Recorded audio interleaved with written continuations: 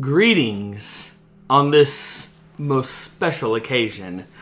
As you may know from the thumbnail, as you may know from the title, the time has come for us to start on a journey.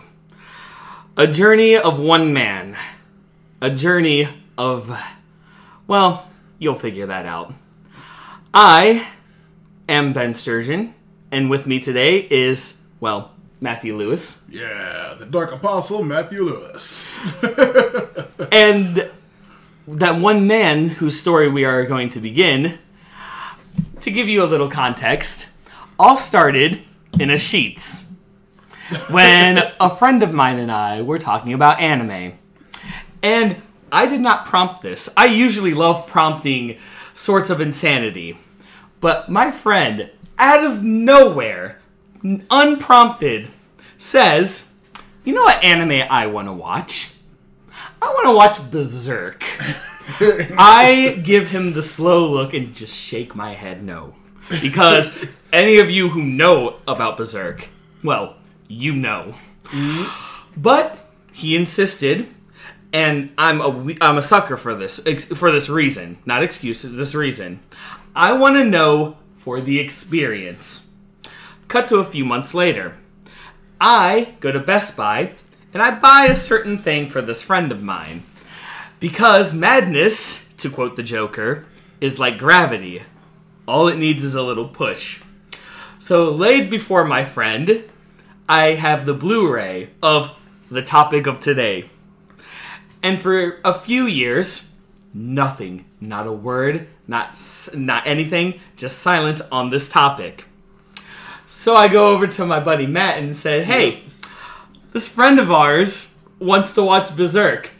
We should do an episode on Berserk, the Golden Age trilogy, particularly. Specifically. At first, Matt, being wise to Berserk, was like, no. Yeah, it's too much. But when I mentioned the friend, it was mean, it was horrible, and he loved it. So, now I've built up this story enough. Our friend who said this, a long-time partner of Matthew Lewis podcast, and also has made an appearance on the other show that Matt's on, Movie Garbage. And, of course, can't forget the original DM of the inspiration for the backstory of the Forgotten Minotaur King. Yes, very good. Chris Bow. Hello, it's good to be here. So, TLDR, we were in Sheetz one day. I said, hey, Berserk sounds cool. Ben said, no. I said, but I want to watch it. Ben said, bet. And here we are. Yeah, I mean, Yep. yeah, TDLR, you said? Well, TLDR. Yeah, TLDR, okay. Yeah, TLDR, yeah, right there. Other side thing I wanted to mention. Okay, Chris, I know you are a fan of the Dark Souls games. I am. Did you catch any of the early references in Dark Souls to Berserk? Because there are many. Okay, I honestly had no idea there were any connections between the two, so I'm going to say no, but I feel like when you point them out, they'll be really obvious. Oh, yeah, because one of the most interesting facts about Berserk is, at least...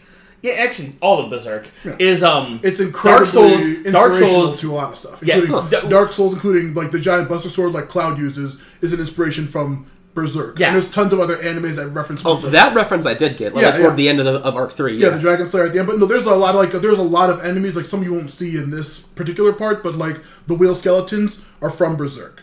Dark Souls had huge inspiration from Berserk. You remember you saw the spoilers, but you saw the brand? Wait, are you saying that like Berserk inspired Dark Souls or vice versa? Berserk is way older than Dark Souls. Berserk is tale as old as time. Did you notice the brand at the end of the... the brand of sacrifice? Yeah. Yes. Yeah. Did you notice that looks identically unchanged from? It looks similar to the mark of Blood Echo mark from Bloodborne. Yeah, the Bloodborne Echo mark is the exact same thing. Also, well, not the same thing. It's like there's like one or two lines. Bloodborne's is like flipped upside down into a straight line. But yes, it's very similar. But then also the you did. I don't know if the movie covered it, but the first arc, the Black Swordsman, where you see that giant snake dude. The first apostle you meet? Yeah. That's not in the anime? That's not in the... It's not in the Golden Age arc. Okay, the first enemy in the manga, there's like a little tiny mini arc before the Golden Age, which is a flashback. Which is why we didn't want you to watch the original 97 anime, because during like that first episode where it has like the "this is what it is now," there are huge spoilers Yeah. that lead to They kind of like throw you in the world Yeah. in the middle of a tiny mission and then go back, and that's when the Golden Age happens. They pretty much like But the first Tarantino. enemy he sees is a giant snake man, which is literally just the guys from Sin's Fortress. Like, the Sin's Fortress guys are just modeled after that. That's his first major enemy. No, I'm not seriously, exaggerating. yeah, It's literally he's just not. that character is in Dark. They put that character in Dark Souls because the creators of Dark Souls are huge That's fans amazing. of Berserk. There's a ton of other stuff later on, but like, yeah, monster designs and all kinds of stuff. The meeting of, spoiler, Nosferatu Zod is literally Artorias. And Artorias is literally guts. If you gotta pick up on that, Artorias from the DLC for the Source Dark Souls is literally guts. His introduction is Now, no. I was gonna say, don't get me wrong. It's good to fill him in on some of this trivia. Just a little back because I know you like Dark Souls and you played all the games or just majority of them. I have not played Demon Souls, but all the others, yeah. And sorry, one last one just because I can't get enough go of ahead. it. The you never played Sekiro? No. Okay, well then you wouldn't know the I know there's a giant snake at some point. no I thought that the was Neo. giraffe centipede guy. Jurassic. He's called that, but he's literally the Cushing Assassins. Oh right. Was that in the? I know that. Did they show up in the end I know. of this? I remember. Wait. The assassins at part 3, who like when they're trying to hunt down the Band of the Hawk. Yes, they do. They're like Yeah, they're the like one in the woods, and then yeah. some I random. know who you're talking about. Yeah, those So The guys. one on all in, fours like- with the long claws is literally an enemy in Sekiro. It's a mini boss called the Giraffe Centipede or something. Yeah, but yeah, that character. But there's tons because they love Berserk. But also, it's a great series. That's very long history. You were like mostly unfamiliar with it, just cultural osmosis. You've seen Guts before and stuff like that. I'd heard very little about Berserk prior to watching this. Like, I was told about a Reddit post one time that was like asking. I think it was like r/anime. They asked the question to everyone like, which anime character had like the absolute like shittiest life, like who dealt the absolute worst hand and just had to power through and just bad luck like constantly. And the answer was almost unanimously Guts. Yeah. Absolutely. General thoughts before we get specific. What did you think of the 3-part thing? The first 3 you saw. Honestly, like this whole trilogy. Just a vague. Honestly, I had a good time. I quite liked it. Yeah. It definitely got fucking weird at times. Well, Now, before he goes into that, some of my questions will involove, Of course. that, like how he how he felt about certain parts and stuff. I also wasn't expecting quite as much hentai. well, if you want to call it that. yeah, but that's going to be the tone for. We'll get there. We'll get there. It's For those messed of you who are listening that don't know anything about Berserk, if you are squeamish about very dark, Yeah, I was gonna very say, TW, very like dark, at the beginning, this very mature, very graphic, Yeah. very uncomfortable subject matter. If you don't want to listen to it, if you don't, listen to then it. you just stop the recording right now very- because this is not for you. Yeah. Yeah, the whole thing is just like not like NSFW. Yeah, it's very, very, Yeah. it's very great. But However, besides, if you yeah, don't, there's however, lots. if you don't care about that, or if you aware. or if you already know about Berserk, then yeah, by all means, keep watching. yeah. And also, as a special treat, I usually am the one who talks with Matt, with Chris chiming in. Chris and I are going to be reversing roles. I thought of this because since, he wanted to watch this, I felt like it would be more appropriate for him to chime in with some of the synopsis, or like say most of the synopsis with Matt, and me chiming in because it's like me with Korra. If you listened to our Korra episodes, I was the brand new one. Everyone else knew a whole lot about it. It's pretty much that. Only Chris is the new one this time. So, with that all being said, shall we dive into madness? Yeah, well, yep, then we can go ahead. All right, Matt, Chris. What's part 1 called? The Egg of the King. Okay, also, where does it start? Because I know there's like a little bit of Guts' actual like birth origins. I don't know if I remember, isn't the first thing Bazuso? Bazuso. I'm not sure what that It is. was also a Dark Souls reference. When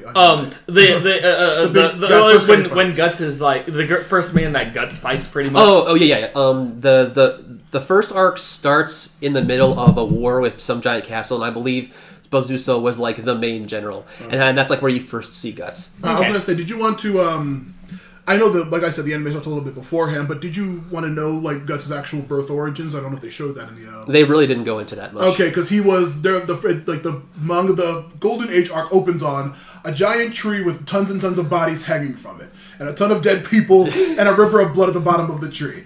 And in that river of blood, one of these corpses gave birth to a small little baby in the puddle of blood. Oh my god. That's came across by the random band of mercenaries.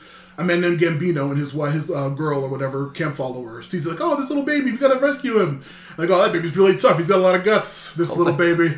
Oh my god. Let's raise him. And so this woman, I think her name's Shio or Shishio or something like that, she raises him, but at 3, she dies of the plague. That's Guts' mother, mother, who adopts him. She dies of the plague, and then he's taken care of by the bandit leader Gambino. And then He's a horrible man. Gambino trains him, he beats the crap out of him, he gives him that scar across his nose, he just trains him, he treats him horribly. And then one day, a weird giant creep of the camp mercenaries says, hey, I want that boy. And then Gambino says, sure, you can have him for the night, give me 3 gold pieces. And that happens, in the way you're thinking. Yeah, in the horrible way that you think. Oh my god. Yep. Yeah. And so that happens to Guts at the 10-year-old age of 6 or so. And then later on the field, when he do actual mission, he kills that man and he says, who sold you, who did this and why this happened to me. So is this all explained exclusively in the manga, or I believe so, because in the manga, this part is like his actual origins, yeah. Well, there is some origins in the 97, not to this extent. No, this is like this in the manga. In the 97, he's raised by Gambino, and but the big creep guy, yeah, is not explained at all, unless it's the manga. Maybe I misunderstood, because I was given the impression that like the Golden Age arc, or like the Golden Age trilogy, was more or less a retelling of the 97. It's the beginning, yeah. It's like I was gonna say the manga is a tiny little mission of Guts. You don't know who this man is, but it's just Guts fighting a big monster. And you're like, who's this guy? And then it jumps all the way back into the past. This little origin story for his birth, and then Golden Age that's the first part. And then after that, the manga goes on for years and years after that. Man, why didn't you include that in the Golden Arc check? It's an important section, but maybe it didn't feel like it was important. But yeah, he kills the man who molested him as a tiny child, and the guy says, Gambino sold you to me. And so he says, where's Gambino at? But he finds out that during this battle that mercenary group had, Gambino fell and lost his leg. And now you can't fight, but he can't barely be the leader of this mercenary group anymore. And then finally, Gambino starts drinking and just berates Guts in front of the whole party, tells him what a piece of shit he is, tells him how useless he is and how bad he is. And then one day he goes into Guts' camp and is about to kill him. He's like, you ruined my life, you killed my wife with your stupid plague, you're a cursed child, you're an awful little child, you're the worst person ever. And Guts kills him in self-defense. The rest of the mercenaries say, oh my god, they killed our leader, so they're going to kill Guts. He has to flee at like 6 or 7 years old. So he's on the run. No, I think that was much later. I think he was like 10 or 11. Yeah, but like then he flees on his own, becomes a random mercenary with a group he finds. And then a couple of years later, he ends up in this war where this thing starts. He's about 15 or so. He's jumping like mercenary band to mercenary band. Yeah. This right here is the start of his most recent mercenary band he just joined. So that's so if you want to know how awful Guts' life is in general, this is how it begins. Good fucking god! It's like the edgiest, most awful D&D origin you could imagine, literally. And, it's exclusively awful, and his life never gets any better. Oh my god. No, it does start getting better. Dude. Hold on. Now hold on. Like flaws, laundry list, bonds, like himself and his sword. Well, what are you talking about? He's going to meet his best friend in a little bit. Yeah. But anyway, so... Yep, and that's when the Golden Age begins. Now, the first thing that happens is, him and a group. Did you catch the name of the place they were? I think they're fighting. It's the Tudor army still. They're fighting the Tudor army. Yeah. I don't recall the name of the castle though. Okay, it's not really important, but yeah, Bazuzas, who's another Dark Souls reference. If you know Sigurd. No, Yeah. Bazuso is not anything like Onion Look at his Bro. armor. Look, I know he's a bad person. Bazuzos, the armor on Bazuzos, the big giant ball head, big giant ball body, big giant spear. I can sort of see what you're getting at. I'd probably make more of a comparison to he's not a good person. Personality-wise, completely. I'd make his physical appearance more of a connection to, I think, Smo than... Yeah, Smog. Too. Smog. Yeah, that makes sense too. But yeah. Thank you, Chris. Finally, a comparison I can get behind. Oh, you need to play more Dark Souls. But he Guts is like, I'll take care of this dude, and everyone circles around him, and Pazuzu is this huge guy who's just destroying the rest of the army, and Guts just bashes him in one go, utterly destroys the guy. And there's a one band that's looking on, like, oh, this guy's pretty badass. We should probably check this guy out. As he continues. You forgot to mention that this mercenary band that's looking down on this is actually on the other side of Guts. Were they on the other side? Oh yeah, they were. They were hired by the guys who have Bazuso. Oh, I totally didn't pick up on that. Yeah, it's actually touched upon like a slight hint in the original '97 one. But yeah, this main group that we're going to be getting into later on, it was actually hired by the other side that Guts was going up against, and they actually failed thanks to Guts killing Bazuso. Yeah. I feel like Bazuso was like the first, but not the only like general we're introduced to. Like a general on horseback who like encounters Casco and is an absolute sexist piece of shit. Yeah, that's going to be a theme for this entire section. Yeah, absolutely. But yeah, after that, the ruler of the army that Guts is working for is like, man, you're great. I want you to come on and work for us permanently. He's like, no, thank you. Give me the money. I'm going to be on my way. He's like, come on, man, you're really good. He's like, no, thanks. And he just goes on his way and walking down a field, and then that band just sees like, hey, man, we're going to beat you up. Is it Corcus? Yeah, Corcus and a few others. Yeah, Corcus and a couple of guys are like, let's run down this dude. We're going to kick his ass. Oh, Corcus, you mean the fucking, like, comic relief? Yeah. Yeah, pretty much. And then he's like, we're going to beat this guy up. He thinks he's so tough. Let's go get this guy. And so they run up on him, and Guts just utterly destroys them and kills a bunch of them. Kills a bunch of them. Unfortunately, not Corcus. Yeah, no, he just stick around for later. But no, he kicks their asses. And Corcus does exactly, like, one useful thing. Yeah, it's, like, toward the end of the third arc. Yeah, but, like, we see that this band's leader sends this female knight after him, who we learn his name's Casca. And he says, hey, go take care of this guy. He's giving us some trouble. Wait a minute. But Corcus and them, they wanted to do this. Yeah. It's not my responsibility. Yeah. Yeah, it is. Yeah. I tell you this, so you got to go do it. So she goes down there saying, I'm going to take care of this dude. She puts up a good fight, but she also is defeated by the incredibly OP Guts. And then the leader of that group says, fine, I guess I'll do it. And this silver armored, cool hawk looking, or hawk or falcon. Is his armor already? His armor's already I honestly thought it was white. Yeah, it was white hair and blue eyes. Yeah, his armor. I'm saying it's like, isn't it silver? It might be a silver white because I always thought it was just literally white armor. Yeah. Well, then again, that would be kind of weird. Helmet. Then he comes up on horseback with his tiny fencing sword, destroys Guts immediately.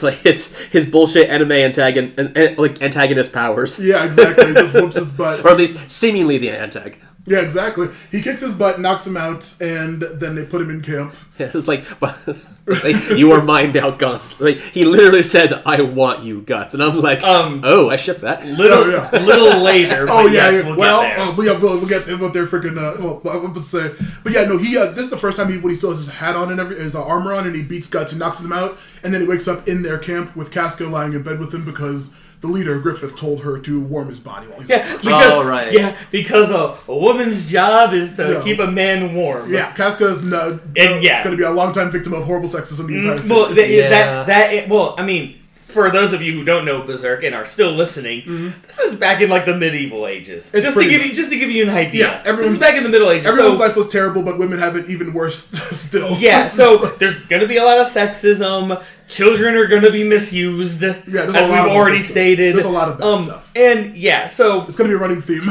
Yeah, but anyway, and of course, with the whole thing with Casca keeping Guts warm, she wasn't having any of it because she wakes him up, because he wakes up, goes out, and all of a sudden she walks up and just punches the man. Yep, say fuck you, man. I don't me like that. You should have just died. And then he goes up, gets it. Does he get dressed again? And he sees up on the hill the a pretty boy, this beautiful pretty boy sitting there, being handsome and sexy. And no, ladies, he's already taken. Being handsome, sexy, and the best damn sword fighter in the group. Yeah, absolutely. He's the leader of the band of the who knows what. He goes up to him and he says, "Hey man, you're gonna knock me out." He's like, "Yeah, if I beat you in combat, I'm gonna own you forever." And the guy's like, "What are you? Well, no homo, right?" He's like, "I don't know, I'd say that." I didn't say that. What? There's literally a line in the manga where I was like, "What are you, gay?" And then like he's like, "No, whatever, I want you." He goes, "I'm on team." That's what I mean. Yeah, like Chris said, Pretty Boy is just like, "Hey, you know what? I want you." Yeah. Wait, what? To join my mercenary group. Which, by the way, this is when we get to learn that it's the Band of the Hawk. Is it the Band of the Hawk? It is, actually. I think it depends on the translation. Yep. Like, I saw it on... I saw a couple of pages on the the fandom wiki that suggested it was called Band of the Falcon. Yeah. It's probably the translation. I saw a thing about this earlier. Specifically, the word could be translated to Falcon or Hawk. The dubs and most subs always translate it to Hawk, but the creator, Kentaro Miura, himself said Millennium Hawk, it's a Millennium Falcon arc. Because it's specifically a reference to the Millennium Falcon. So he says preferably, but almost nobody says Band of the Falcon. But everyone, like I said, all the dubbers, like all the DVD you had says Hawk, the Funimation dubs and the future stuff all says Hawk. So like the official translation is Hawk, but he said it's a word that can mean either one, and he intended it to be Falcon. Like yeah, Eris, but like the man said, yeah. You want to call it Band of the Hawk, you want to call it Band of the Falcon, or whatever. That's fine. Both work. Yeah, but the official dub translation and like sub is Hawk. Yes, so Band of the Hawk is the main. So we actually might call them both Falcon or Hawk during this recording. Well, that's going to change later, but yeah. but still, either way, we'll probably call it Band of the Hawk or Falcon. Either way, just to end on any confusion, both are correct. Mm-hmm. But, yeah, they challenges him to a fight, and he utterly destroys Guts again. He steps on his sword and kicks his butt, but then he knocks the sword away, he bites Griffith's sword, and they tussle. He punches the shit out of Griffith. Griffith gets him in an arm bar, and then he's just like, I got you now. Now you got to give up or you're going to lose your arm. And he's like, oh, fuck you, and he knocks him out. I think he actually dislocates his shoulder. Yeah. Mm-hmm. Oh, yeah. Like, but that's also showing how tough Griffith is. Like, right. Oof, he's that strong, because we saw Guts be nothing but an OP monster. And he gets defeated by this incredibly handsome young man. Right. Ooh. So yeah, that's the first time he's encountering them. And that's when he's like, I want you, Guts. Yeah. You are mine. What? You belong to me. Okay, then. No homo, right? Never said that. What? Mm-hmm. And this is when we cut to a time jump with them fighting. No homo, right? Eyebrows. Exactly. They become quick best friends as they go to... what happens after that? After the battle of them teaming up? Let's see. We learned that Casco had heard about what Griffith said to Guts, and apparently she is super thirsty for him. Mm-hmm. for Griffith. Oh, yeah. For Griffith. No, she absolutely despises Guts. Mm-hmm. I don't recall if it... Because there was like a 3-year transition. Yeah, immediately they're fighting in an army, or they're fighting in the again. Let's see. I believe it was... I think it was before the transition. Griffith talked about how like he wants something that's like dear to his heart, which is apparently like an entire kingdom. It's like like Guts, be like, you're mine now. You're going to help me achieve my dream of just getting a kingdom, just casually getting a kingdom. He's like, okay. Yeah, very, very important. That is Griffith's number one love. Yeah, you can chime in more. Well, but here's my question at the moment. When do they talk about the? That's a little bit later. A little bit later. Okay. Yeah.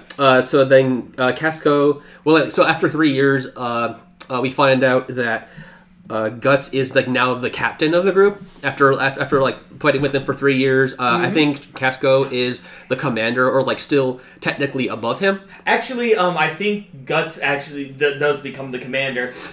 Casca being the second in command.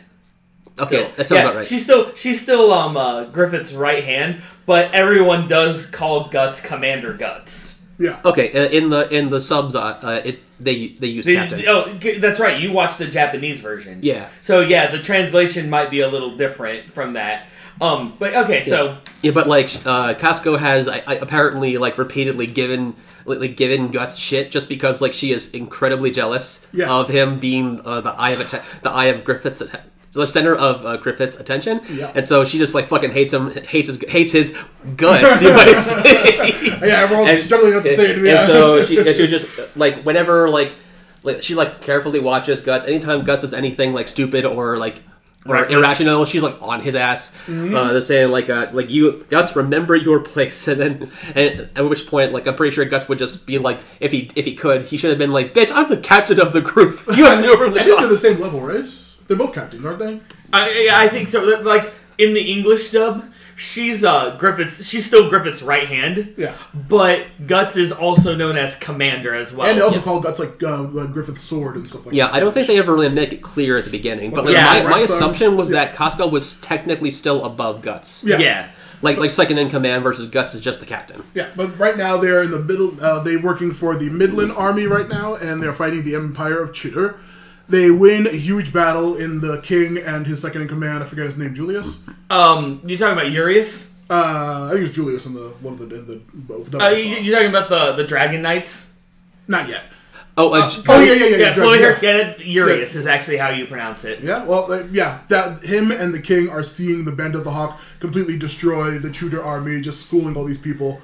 It's a really cool giant fight. What are they called? One of those crazy ass, all the crazy names of the army. Oh yeah, like there's like the Black Rams, Heavy Assault. There's like the Holy Purple Rhino the Knights. Blue Whale, Blue Whale, Mega Heavy Super Assault, Lancers. Heavy Assault Lancers. There's a whole lot of weird names. And apparently the names are actually also a denotion of rank, as we find out like in a later on. Absolutely, yeah, it's so cool. But yeah, we find out that everyone's really impressed with their group, and they get a lot of huge promotions inside of the group. And the king personally says, like, you guys are going to be official knights now.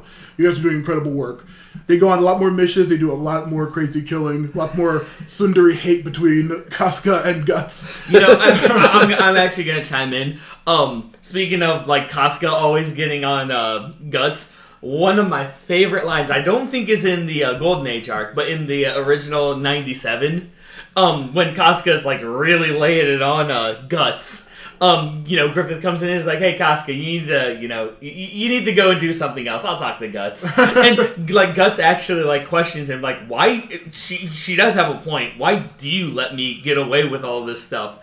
One of my favorite lines that Griffith says in that original anime is, "I draw up my plans with your propensities in mind." Nice. I'm like, yes, beautiful. Yeah, I remember at some point she's really pissed at him because he took his whole army, like drove themselves separately and like just went ahead of them and took a whole bunch of people out. Oh yeah, he's upset. But yeah, they get officially united. Then they get a huge mission because someone on the field is killing everybody real easy and real brutally. Oh, that's somebody right. named Nosferatu Zod. Legendary. For those of you who don't know, that's Zod the Immortal. Yep, Zod the Immortal, because people have been telling rumors about him for hundreds of years. Yep, hundreds of years, and apparently, once he's on the battlefield, everything dies. Yep. We haven't met the King of Midland's daughter and thing yet, have we? Not yet. That's Not after yet. Zod. Okay, good. Yeah, because he hears about these rumors about in those Feratu, the immortal Zod, in this giant cave, or is it a building or a cave? I can't tell. I think It's a castle. It's like it's like a big castle. yeah, building. he's in there brutally murdering everybody. And they're like, okay, let's go get him. Guts goes in there, sees nothing but piles and piles of bodies everywhere. Oh no! Guts didn't just go in there. He was pissed off that everyone just died to one man. Yeah. And Guts was like, no, not having that shit. Yep. Let me go. And everyone's like, no, please don't. And then he's just like, dude, no one follows me. I'm taking care of this. Fuck you guys. Yep. So naturally they tell Griffith, and Griffith follows him. Of course, yeah. Of course, yes. He goes in there, and then we have, like I said earlier, the Artorias intro where like he's like turns around with the body on his sword and just flings it at them, which is literally what Artorias does when you first meet him in Dark Souls. But unfortunately, Artorias is fully armored. This man is fully Butt naked. naked. Fully butt naked. Butt naked, and he just turns to them like his face. You know what? Hey, Chris, how would you describe that this guy looks? Okay, well, I actually described it in like multiple stages. Yeah, go ahead. So First stage, though. So first stage, he is the legendary swordsman. He's humanoid. But I'm talking about like, what does his face look like in this humanoid form that you say? Kind of zombified, I think, with red glowing eyes. Yeah, red glowing eyes. Kind of like looks like one of those like a lion or like a tiger or something. He's a weird face. It has animalistic and Before you go any further with that, because I feel like you're gonna just reveal a little too much. Zod, this guy who's apparently Zod looks at Guts and is like, "Oh, look, another volunteer to die," and Guts actually holds his own against this guy. Like, Yeah. oh, what's this? Someone who doesn't die to me in the first 10 seconds? What is this? Yeah, exactly. What is this, an Swings his anime? gigantic curved sword at him, and he's just like, "Oh, this sword's pretty. It's not too great, but oh well." And he's like, just knocks the crap out of Guts, but Guts doesn't die. He's like, "Oh wow." Yeah, and then Guts does something to make this man really excited. He stabs him. Yeah, with his gigantic. Like, actually stabs, draws blood, and that makes Zod go, "Oh, I see. I'm gonna have to get really serious. And then something happens. Chris, what happened? This isn't even my final form. Exactly. No, seriously, taxes are really annoying to do. He initially starts looking like what I described as Vampire Hulk. You know, that's not necessarily wrong. Pretty accurate. He then transforms into not so much Vampire Hulk, but more like, or actually, I think like mid transformation he looks like that. But then after transformation, he looks more like Minotaur Ganon. Yeah, exactly. With the wings of Bahamut. Oh yeah. Yeah. He transforms into like this big brown furred. I always thought he had like a panther or like He has a cat-like some face. kind of cat-like face with one He has huge two. head. He has two huge horns, doesn't he? Yeah. Oh yeah, no, you're right. Two Doesn't horns. Sorry, matter. I always thought one of them was broken. One of them No. is going to be broken for the rest of the series, but Well, either way, yeah, two big horns. This ain't flashing Bloodbath tail. Diablos. and like Chris said, fucking wings, Yeah. just fucking wings. And so, oh yeah, by the way, Minotaur, like you said, because he's got hooved feet too. yeah, Yep. it's like a weird chimera monster. yeah, just like some chimerical beast, and he's just like, all right, round 2, fight. Yeah, but then Griffith comes in with a whole platoon of arrowmen, just start firing at him. And Guts is like, you idiot! Yeah. Why'd you bring the others? Yeah, because Zod just starts knocking everybody out again, completely destroying. Literally charging with his giant horns, just mauling, goring every single one of them. But except this for time, Guts has Griffith on his side, and they do some X cuts like in anime, just trying to slash the crap out of him. They're actually beating him a little bit. yeah, they're holding their own. Yeah, is well, what yeah. I would No, call they're it. actually doing like a little bit of actual damage to Zod for a Yeah. little bit. Yeah, he specifically commented, it's like, this is the first time in, like, ever that someone's been able to actually wound me. Yeah, they're actually doing a pretty good job. If I remember correctly, they actually finished with actually severing his arm. If I remember right, I think they suffered. Is that when he gets his horn cut off? I think at this point. I think one of the first ones is a broken horn, and then they actually cut his arm off, and then Zod's like, "You, pretty boy," smack. Yep. And then also Guts is down for the count too, and then He goes over to to finish Griffith, and then something that was explained earlier that mentioned we did sometime not. earlier, offhandedly, yeah. Yeah, I think after they're knighted, he pointed out, like, what's that thing around your neck? Yeah, that thing around the neck, which by the way is described as Bailet or Egg of the King. Well, it's called a Behelit. He says it's a Behelit. It's like a weird little thing I have. And then Zod sees this, like, oh, the Egg of the King? Oh, man. That's right. They do Oh man, I got GTFO. Yeah.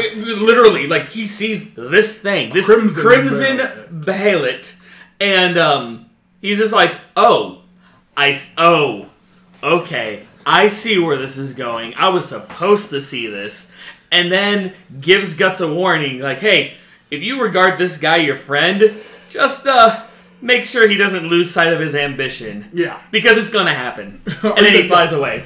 He said like an unavoidable death during an eclipse is going to be, blah, blah, blah. It's going to be a thing. And it's like, what's that supposed to mean? Yeah, ominous. Flies away. Casca comes in with people. Griffith is on the ground. And she... Clearly, this is Guts' fault. Oh no, Griffith's down for the count. Guts, this is all your fault. Exactly. To which I'm just like, listen, bitch. I know you're thirsty for Griffith, but there's no excuse to act like this. Yeah, she's just completely shitty to him exclusively all the time. Mm-hmm. But yeah, Oh, yeah. but they survive. They get out, and we have a little bit with them being like knighted again by the king. I think if I remember correctly... This is the end of part 1 almost. I don't remember specifically what part 1 is. So. Well... Because when they're recovering, Yeah. this is when we meet another female. Yeah. Sure. So yeah, like because Guts is healing, but he's Guts, so he's not gonna stop training or anything like that. Yeah. Griffith and of course Griffith is like, hey, yeah, Griffith is crutched, but he's still doing fine. And he's like, hey, I see you're a bit upset, my friend. And the king's just like, oh, hey. I'm here too. I'm just out on a walk with my captain of the guard, or right-hand man, or whatever, Urius, and my daughter, who's not here, and she's being shy. And we are introduced to Princess Charlotte. Yeah. And if I remember, because I know this was in the 97, she does actually like walk and trip Yeah, And Griffith, catches her instinctively. I'm like, okay, cool, Oh yeah, and then nice. Julius / I guess Urius is like, "How dare you touch the queen? If you do that again, we'll kill you." Yeah, he slaps him across Princess, the face. but we're good. He slaps him across the face, Yeah. but Guts is ready to chop this dude's the fuck up. Guts is like, what you what, mate? Yeah. and Griffith is like, no. It's all good. Yeah, it's perfectly fine, man. He gives him like the horrible death stare, like, oh, don't worry about Gives it. him like that smirk with like the his evil a, dead a, eyes. a look that even Julius Urius, whatever you want to call him, is just like, yeah, okay. Yeah. And the king's just like, hey guys, you doing okay up there, fam? Now, And- is this the? Obviously, do you have marked where the parts end? Because I don't Yeah, know if where it's- does the part end? Like the whole arc. Yeah, This part. Oh, do we still have some time? Yeah, there's a bit more. Okay, cool. Does the hunt happen yet or no? The hunt does happen. Okay. And like Griffith and Charlotte are like kind of standing by. They start like talking up a bit, like chatting. And then Griffith takes a leaf, puts it to his mouth, and starts making funny leaf noises. And then Charlotte decides to join him, and then they're Yeah. just both being adorable as fuck for like 3 minutes. Yeah, exactly. Which is funny because if I remember Man, the Griffith's such a conversation cool dude. they had, I love Griffith. He's great. Yeah. He's a great leader. He's a nice little dude. but now, to be honest, I think actually the whole point of Griffith doing that was Charlotte was like talking about how she hates war. Why do men fight all the time? All they think Yeah. about is bloodshed. And Griffith is just like, oh yeah, hey, look, a leaf. Yeah. Yeah, but like Chris said, adorable for like 3 minutes. Yeah, and okay. Actually, this is important because then that leads Julius Urius A was boar comes out and scares Charlotte's horse, and Griffith goes off. that's to protect right. her. Yeah. Yeah. So then that scares Charlotte's horse. Griffith goes running after her. He saves her. Everything's all hunky dory, and then he gets an arrow fired at him that is seemingly coated with poison. Yep. Shot through the heart. Or he would have been if it weren't not for quite. the egg of the king. Yeah. Griffith. Gee. Griffith and the whole band comes and finds him. Like, are you okay? Oh my god, are you okay? He's You like, mean yeah. Guts in the whole group? What did I say? You said Griffith and the Griffith- whole crew. I'm Griffith like, and the well, yeah, Griffith. Guts and the whole gang with Casca and Corcus find him. Like, oh, are you okay, man? What's going on? Like, are you dead? Are you poisoned? Like, no, man. Hit the bailiff. Are you dead? Are you poisoned? Yeah. And then he says, no, hit the bailiff. But don't worry about it. And then he sees Julius up around, like, staring at him. Like, You know what? Let's just call him Fabio because Yeah, he's got no. that hair. Well, Anyway, no, yeah. we'll call him Julius from now on. Oh, But yeah, with Julius. Julius, like Griffith just, I spy with my little eyes something that begins with dead. Yeah. I spy with my little eyes something that begins with shady motherfucker. Exactly. Yep. I was gonna say I know it's not in the animes, but there is the little fat bald dude advisor to the king. He's actually in the in the original 97. thing? Okay, yeah. Because the Actually, whole it was plot with funny. the queen is that's not in the new series. I know that. Yeah, I was gonna say because in the 97 anime, Yeah. the eye that Griffith gives, he was the first one who got it. Yeah, but then also the whole plot with the Queen of Midland. Yeah. That's not in the new anime at all. Was that in the original or no? It wasn't the plot with the queen. Yeah. That was actually very important in the 97 anime. Okay. Okay, Yeah. good, because the queen's not mentioned at all in the Yeah, I was gonna Yeah, say in in the this one they trilogy. cut it out for some reason because I think in the manga it was actually kind of It's serious. pretty important. Yeah, I'll But- point out. But there was a guy who told Julius to do that to Guts and Griffith. Their names are so similar. I always mix them up when I'm saying them. Yes, because Griffith and Guts. Yeah, too similar sounding. One sounds like Griffin, But and yeah, the other sounds like after something that, that's inside you. What happens before the end of the part? So before the end the arc ends, Griffith catches wind or catches a glance of Julius being shady AF, and then he commissions Guts Okay, all that happens in to the first part. yeah. I- He no, I- commissions A lot, they squeeze in a lot. Oh yeah, he commissions Guts to go to infiltrate the castle and kill him. Yeah, Kill kill- Julius, because it's like Julius. I analyzed the poison that was on the dart, and only someone from the kingdom, Midland Kingdom, could have gotten this. So it was probably Julius. So go kill him. Yeah, Huh. exactly. How interesting. And the funny thing too is, so at this point, Guts is aware that he belongs to Griffith, but Griffith is not directly ordering him. He's actually asking. Yeah. Yeah, because they're... And then which Gus was like, what are you doing? Just give me an orb like you always do. Yeah. He's like, okay, so what I'm doing, you don't have to go dance around it. Just tell me what you want me to do and I'll do it. And he's like, no, well, we're friends. I was gonna say, because something that we kind of glanced over a little bit, but ever since Guts joins the Band of the Hawk, Griffith, yes, he does give orders, but with Guts, it's slightly different. It's more a friend requesting something. Mm-hmm. He never actually direct orders Guts at all. He just says, hey, maybe you should do this, or like Chris was talking about, hey, you mind if you do this for me?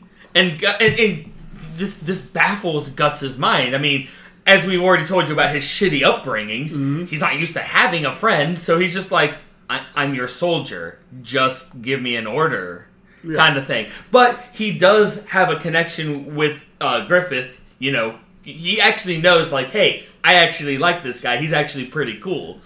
But that actually does play an important part. Yeah. Because Griffith sees Guts as a friend. Well, we'll see how they see each other in another scene. Hold on. Yeah.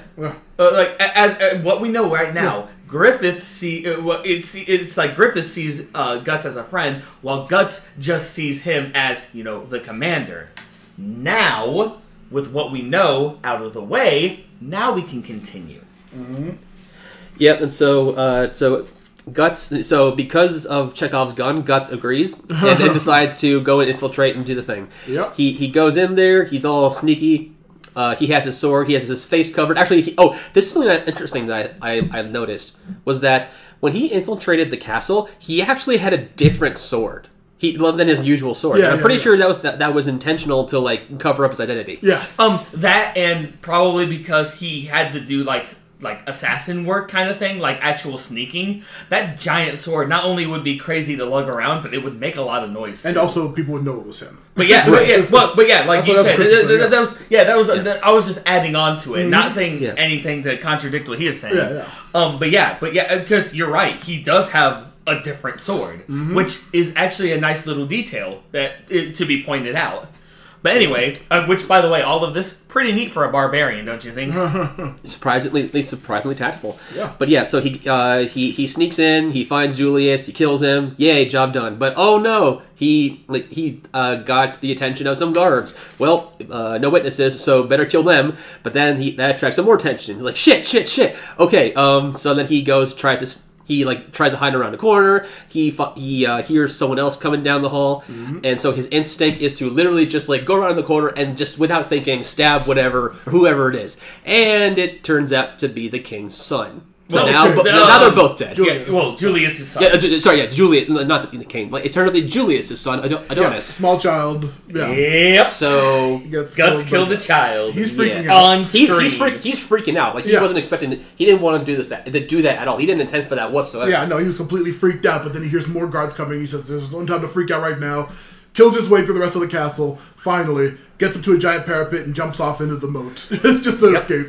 It's crazy. He's very wet and dirty and tired and completely drained. You see him completely out of it, going through the camp, and everyone's like, "Hey man, Guts, what's going on? What are you doing?" He's just like, "I gotta find Griffith. I just gotta find Griffith. I gotta find Griffith. Just got out of my way." And Casca's like, "Hey man, chill out. What's wrong? I just gotta find Griffith. It's fine. I just gotta find Griffith." As he's literally walking away, yo, I gotta find Griffith. And Casca's like, "What the fuck, dude?" Yeah. And she actually tells him, "Hey, he's at a ball. He's at a very high society thing. That's why we're not with him." And Gus is like, "Okay, yeah, cool, okay." And Casca's following him, what the no, don't. Yeah, exactly.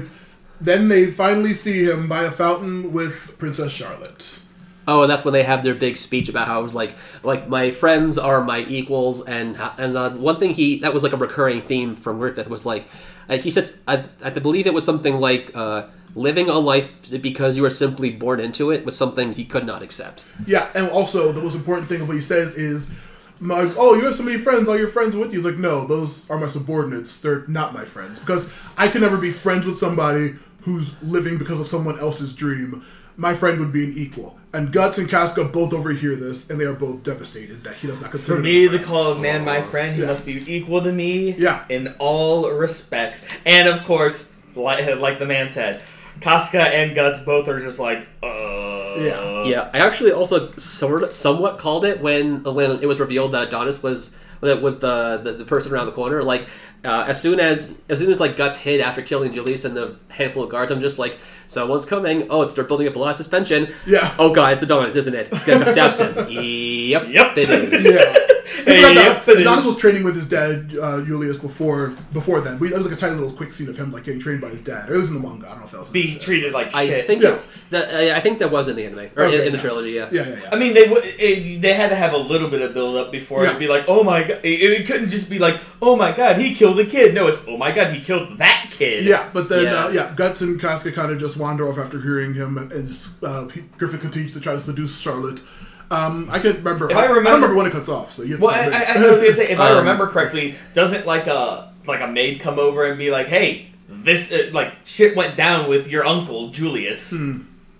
I think that Yeah, happened, I think right? like they word spread, but I don't think they ever identified Yeah, they never Guts went as into the it. killer. But yeah, everyone's just kind of like in a pub for a job well done. The last note I have is that Corcus apparently ate an entire mini chicken with one gulp. And it's just like good fucking lord, dude.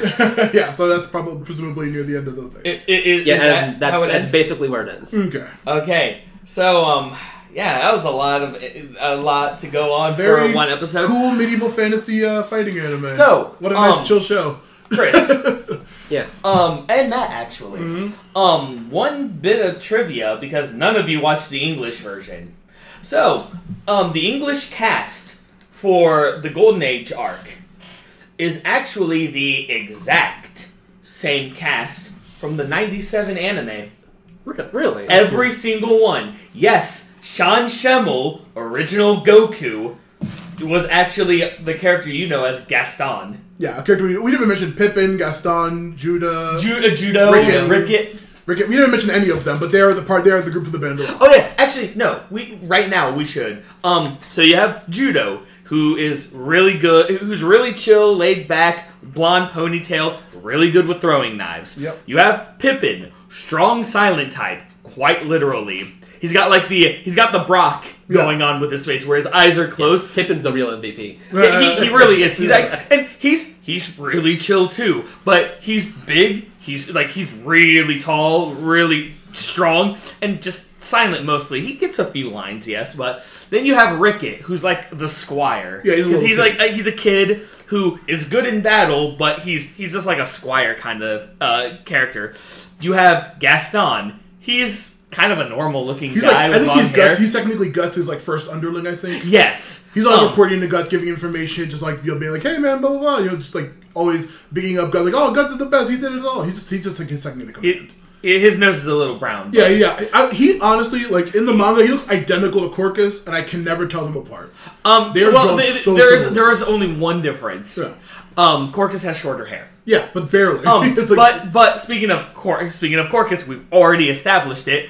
He's he likes to hint that he likes going behind people and like killing them, but he's just the comic relief. He gets an important role, but we'll get to that he's also later. just a complainer. But he complains. He's the comic relief, and then we already know about Casca, female knight, second in command of the Hawks Raiders, the Falcon Knights, or whatever you want to call them, and is also like she is a desert thirsty for Griffith. Yeah. Oh, I apparently wrote her name, or misspelled her name in my first arc in notes. I spelled it as Costco. Casca. Hey, probably autocorrect or something. But well, now that we got all that out of the way, and we already know about Griffith and Guts, because it's like they're the main characters or something. Chris, when you first watched this, what went through your head?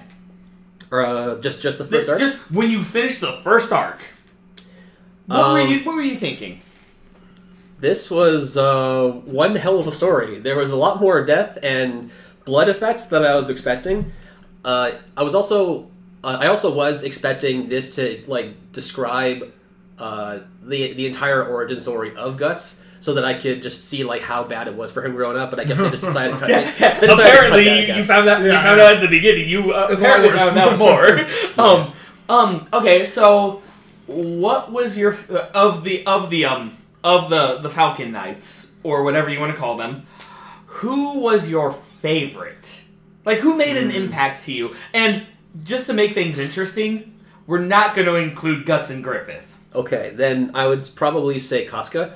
Like, she had a much more prominent role. Like, she was very much like a leader type. Like, she knew her shit. She was great in combat and was the brunt of a shitload of sexism. And like, I'm not a woman myself, but I feel for her. I truly do. Absolutely. She is an amazing. Well, I'm about to say during this whole arc, she's like probably one of my favorite characters too, because she suffers so much, but she's like so strong and competent. She's really shitty to Guts just because of out of jealousy, but like as a whole, she's a really interesting. Yeah, character. and she never backs down. She is always ready to defend her position and defend her honor. Yeah. And honestly, knowing that she has so much authority, and like she's literally the right hand of the entire group, and it was so sad to see her go through that. Just be like, oh Griffith, I love you. Please love me back, Senpai. Yeah. But the fact remains, knowing the time period, that's substantial because she was a woman in the Middle Ages.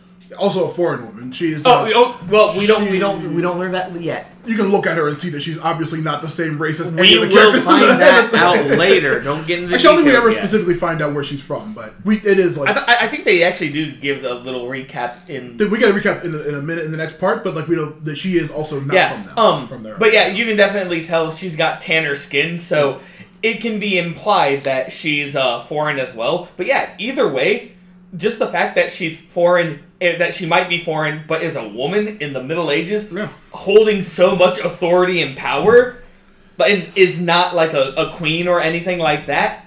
Holy crap, she is very strong. And like Chris mentioned, a victim of so many negative things. Just because she's a woman. So many cracks, crack wises, so many things, and yet she still does her job. Yes, she has flaws. Then again, who doesn't? But yeah, I think we all three are finally in agreement on something because all three of us think that Casca is one of the better characters. Now, my next question, Chris. What do you think about Zod? Zod was interesting. I was honestly prepared to see like Guts just like fucking one slice him. Yeah. Like I wasn't like the fact that he like ran away literally the second that he saw the egg of the king, like the behelit. I was just like, okay, what the fuck just happened? Apparently this has significance, which unfortunately doesn't really get explained until the third arc. Mm-hmm. Right. And because we're going with the first time you watched it. How'd you like the fact that it was like big air quotes, normal, demon, normal. Yeah, what were you thinking when you first saw Zod? Yeah, when you first saw appearance Zod and then his transformation. Yeah. He was fucking badass and intimidating. Like they absolutely nailed that. Mm-hmm. And then he transformed into a demon. Yeah, well, that's like even then I'm just like were you expecting that at all? No, I was not. Like I was expecting him to I don't know. I feel like I was expecting some level of transformation, but not quite that level of like fucking like Minotaur, Gollum, Ganon, Bahamut. Minotaur, you know what? We need to put that on a quote board. Zod's description: Minotaur, Ganon, Bahamut. Yeah, exactly. And, like, there's no better way of that. But yeah. Now, what what do you think about actual Griffith now? Griffith is... And we're going with, you just finished the first part. Okay. Griffith is badass, and it's interesting to see that, it's not immediately implied that, he's, thirsty for Guts. He just, wants to command him. It's interesting to have, subtle implications that he might be gay, especially for that era, or that particular setting of time.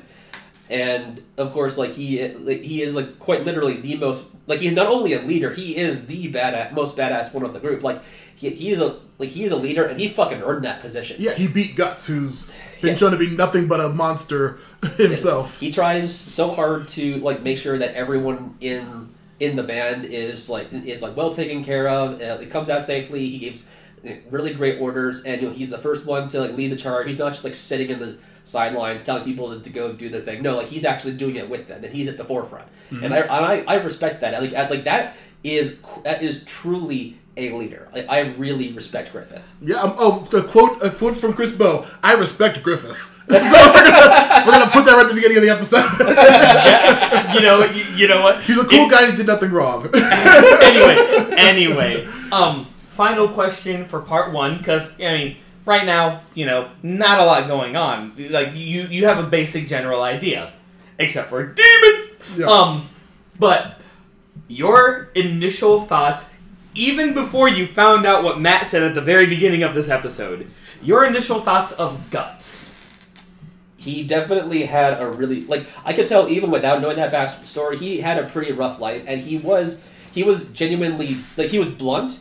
But he was genuinely doing his best to get along with the people that he found himself gallivanting with, even though he was mostly a lone wolf. And of course, him being the swordsman that he is, absolute fucking badass, which I expected no less from the main protag. And I guess I was until I saw the very end of the last arc, I was confused because I thought his sword was supposed to be wider and bigger, and then the end of the third arc answered that for me. I'm like, okay, now that makes sense.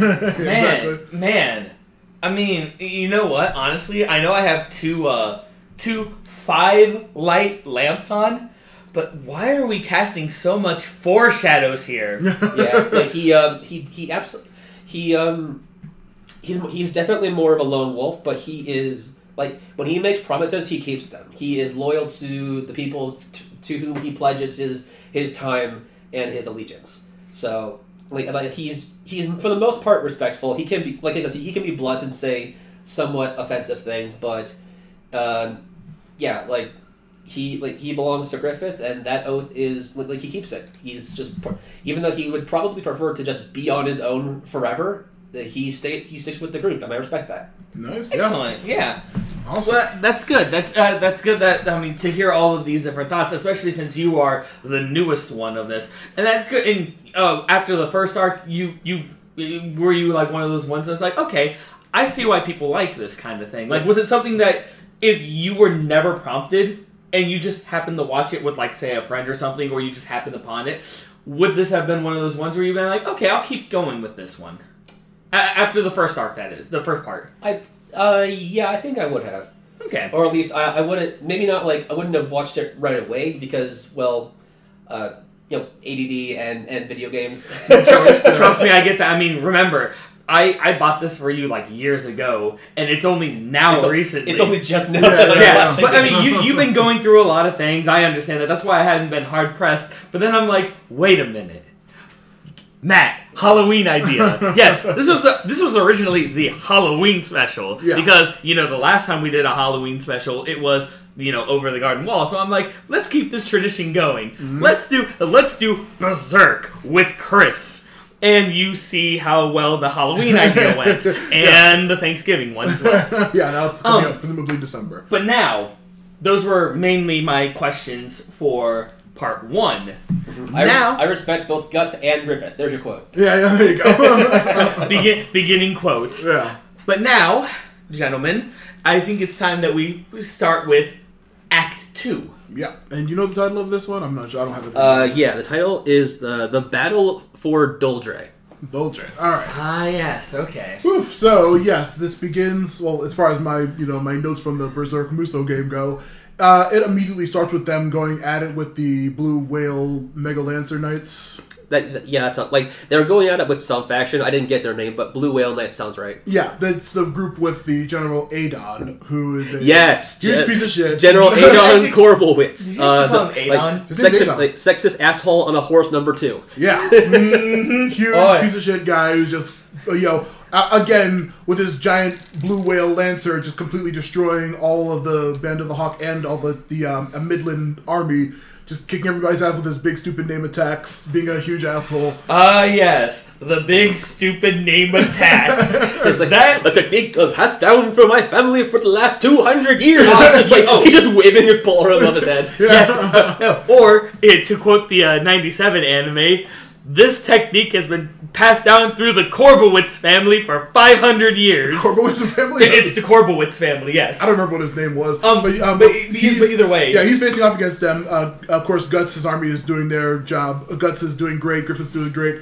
Casca's not feeling too up to snuff today for some reason. Oh, yes. Yeah. Actually, and just a side note, Matt is not wrong when he says big crazy names. In the 97 one of the best ones, because they thought that in the 97 one, they go into slight more detail, because there was a battle that they went to against, what do you call him? Adon? He has the same several fights. Adon, yeah. Adon? Because in the English version, it's Adon. I was like Either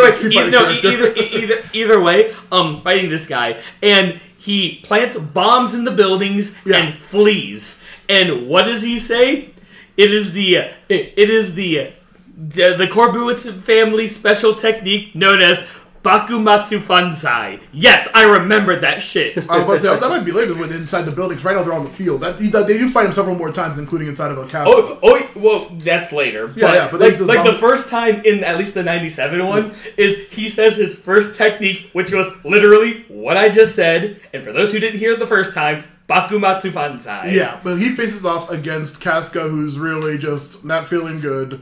And she's kind of wobbly and not on her best game. He's actually beating her, saying, "Oh, what are you, Griffith's whore? You sleep with him? That's how you get your job." Oh yeah. And it's just completely humiliating and awful. And she just can't keep up. But fortunately, Guts is there to just bash this dude in 2 hits and knock him out of the middle of saying his long name attack. Oh, what are you talking about? You talking about Ganzen Senpu? Yeah, exactly that one. But he's like, "Man, what's wrong with you? Usually you can beat this guy no problem. Normally, Casca, are you okay?" And she's just kind of still like not feeling great. And then passes out and falls off of a cliff ledge. It's ridiculous. Mm-hmm. Oh, yeah. But Guts, of course, jumps to save her, grabs her with one arm, and he's like, "Hey, I got you, Casca. What's wrong with you?" Adon, who's still not knocked out, pulls out a crossbow with his like busted up face and fires it and shoots Guts. Very busted up face, mind and you. they both, Guts and Casca go flying off of the waterfall. He hits like several branches on the way down and like falls into a giant river. It is astonishing, like how many arrows like Guts specifically has to arm tank. Yeah, right. Just any kind of damage this man takes. Tank. He's crazy. So yeah, they're seemingly lost in the river as the whatever this Tudor or the Blue Whale Nets are like retreat and they stay taking it on and they like leave the battlefield. I don't know if it keeps following the Guts and Casca or it goes back to the other group because, like I said, the game you just follow Guts. It might follow the others a little bit, but it mostly focused on Guts and Casca. Okay, yeah. He recovers her, pulls her out of the lake, brings her up on land, and sees that she is currently on her menses. Apparently, just straight up say it. She's on her period. How dare you? I have 4 sisters. I'm gonna slap you for saying that awful word. Honestly, exclamation point. Yeah, exactly. Like I honestly wasn't expecting that to be the reason why she was like she had like a whole fever and was like dazed and confused. Yeah, well, I didn't think menses could do that. Yeah, who knows? She was on her period and she's not feeling great. Guts sees she's bleeding. He doesn't know what's going on because he's an idiot. But yeah, he saves her, undresses her so she doesn't overheat or get sick from the water. He's trying to take care of her injuries. If I remember, the only reason why he took the clothing off was because it was all wet and heavy, and she would have frozen. Actually, yeah. Oh, was it freezing? I thought it was she would have gotten too cold. It was freezing. Okay, yeah. All right, so yeah, he's kind of warming her up in there, but she of course wakes up and is very anime upset at him and throws a sword at him and almost cuts his head off. Right, she's like literally like is just like throwing everything. Yeah. Almost gets pierced by a friggin' sword, and Guts, being the rational individual that he is grabbing her wrist like, dude, chill the fuck out. Yeah, they have a very like tense yelling at each other scene, but they eventually chill out. Yeah, like the moment that she threw that first punch, like I was like kind of thinking back to that one gag reel from Full Metal Alchemist where it was Alphonse and some other dude Alphonse was like trying to like help him up or carry him, and trying to save your life, asshole. Yes, the Brotherhood blooper where he's like, "No, I'm not gonna give up on you." The guy just says is like, "I'm trying to save your life, asshole." Yes, beautiful callback. Oh my god! Also, yeah, we didn't mention it, but there are some really amazing bloopers in the original '97 anime. Okay. So they are amazingly hilarious. One of the main things. Bloopers that are incredible for this. One of the main things about Berserk, be it the '97 anime and even the Golden Age arc, is in the English version only. Japanese version did not get this, but the voice cast. You could tell that they were really cool with each other because of their bloopers. They work so. Some of them are, just someone fumbles up. Other ones were definitely planned. Yeah, there are a lot of really funny skits and stuff that they do, like over these dramatic, crazy scenes. These famous voice actors like being stupid and saying awful stuff. One of my favorite bloopers before we go on. One of my favorite bloopers is the voice actor for Griffith. A lot of times when Griffith would be on scene. He would just break into a musical number. The first time he ever did it was a Whitney Houston song. Oh, and then other times he would just break out in the song, and I was like, yes, my friend. My favorite one is like I think it was Sean Chamel as what's his name? Gaston. Gaston kept messing up his line. Nothing less than the commander of the the commander of the commander. God damn it, yes sir. And it was like a cheer him on. One of my favorite ones, because for those of you who don't know, Sean Schemmel was one of the original, very prominent English voice actors for Goku in Dragon Ball Z. One of my favorite ones is Guts is looking at the army. He's like, "All right, which one of you's Goku?" It's so great. There's a lot of really funny ones. Yeah. But anyway, now that we're done with the on YouTube, definitely look them up if you get the chance. But yeah, seriously, they're finally Casca and Guts are finally comfortable around each other, and they start talking about Casca's past and why she's here and why she's doing this. And we find out that she was from an incredibly poor village where people would go starving for days and days. But one day a noble came and said he wanted to take her and make her a maid. So he picked her up and took her out of the village, but on the way he tried to attack her. And no. He tried to accost her. Yeah, exactly. That's what I'm saying. You said attack. Well, what? No, I mean you tried to pull out a sword and kill her. No, what the fuck do you think I mean? But yeah, it's like... Hey, look.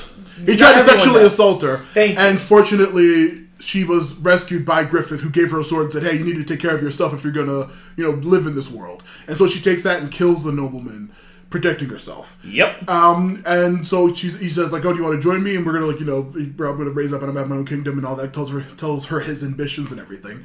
And she's like, okay, I'm definitely going to be with this dude. He's fucking awesome and saved my life and he's a badass. Okay, by the way, Casca is little child. Yeah, she's a literal child. And Griffith is young adult. He's like young adult. A young teen. Just to give you an idea of the age gap here. Now, I don't know if now they go into what happens with the Tudor Emperor at this point. Or not Emperor, the Tudor Commander. That's a good question. That's Griffith's backstory. I thought they went a little bit more. And I know in the 97, she continues on, because there's a very important scene in that. But Chris, you definitely have your notes out right now. I know the manga goes. Honestly, the only thing I have in my notes after this is that Guts literally single-handedly slays 100 guys. So I think that So we'll just add this one because we don't all. I didn't only mention it way later when you meet the guy, but yeah. We find out she's like, yeah, after he rescued me, I went with his band for a while, and I know that Griffith's ambition is number one in his life. That's all he cares about. He'll do anything for it. Yep. Because while they're still like a bunch of young kids in this band, they lose some people, and then one day, the army they're working for, a Tudor army, a general of the Tudor army, who has rumors of having a penchant for young boys. Yeah, and he says, like, I'll do anything for my people. Casca's walking around the castle one day, sees Griffith up in a window saying, hey, Griffith, what are you doing? And the guy, comes up behind Griffith and, takes him into his room, and Griffith just, goes with him. And then the next day they have a bunch of money for weapons and equipment and whatnot. Yeah, but it's not great. In the 97 one, there's actually a scene where Casca's like, oh, you were just, talking to him about He's things. Washing himself the next morning. She's like, oh, I just misunderstood. I didn't know what happened. And then he gives her his, blank, dead-eyed look like, no, I did exactly what you think. And now we have equipment and money, so I'll do anything for my ambitions. I'll do literally anything to get this, to get my dreams to come true. Yeah, wow. It's literally, she's just broken about that. Why would you? And he's just like, because we need money. Yeah. And if this is the way I'm gonna, I not have gonna- to do it. Yeah. Also, he's like since they lost a really young person the other day, he's like, I'm not going to lose more people because we can't afford good stuff. So I'm going to do whatever I need to do. We're going to get money. We're not going to lose our people. I'm not going to lose any of my people. That's kind of amazing. Like Griffith's ambition is impressive to a fault, quite literally. Yeah. But anyway, but yeah, as all of that's happening, They found that backstory, but the Guts and Casca are still recovering.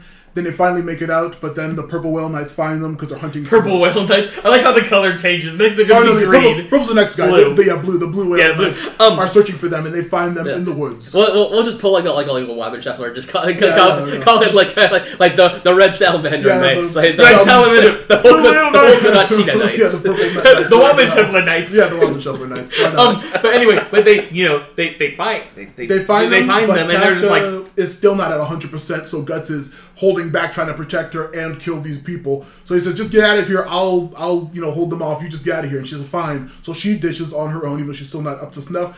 And that's when Guts starts going insane after taking an arrow. Oh trying to my protect her. goodness. Slaughters a whole bunch of people. Casca again is cornered by some knights, and she still is not completely up to snuff, and she's not able to fight them. But before they do the stuff that's yeah, bad. but yeah, of course, once again, they threaten her again. But then she is about to get rescued by Judah and Rick and all of them. Pippin and them just come in Judah and take and out all more of them. knights. You see, we've rescued you finally, Casca. You're alive. We didn't know.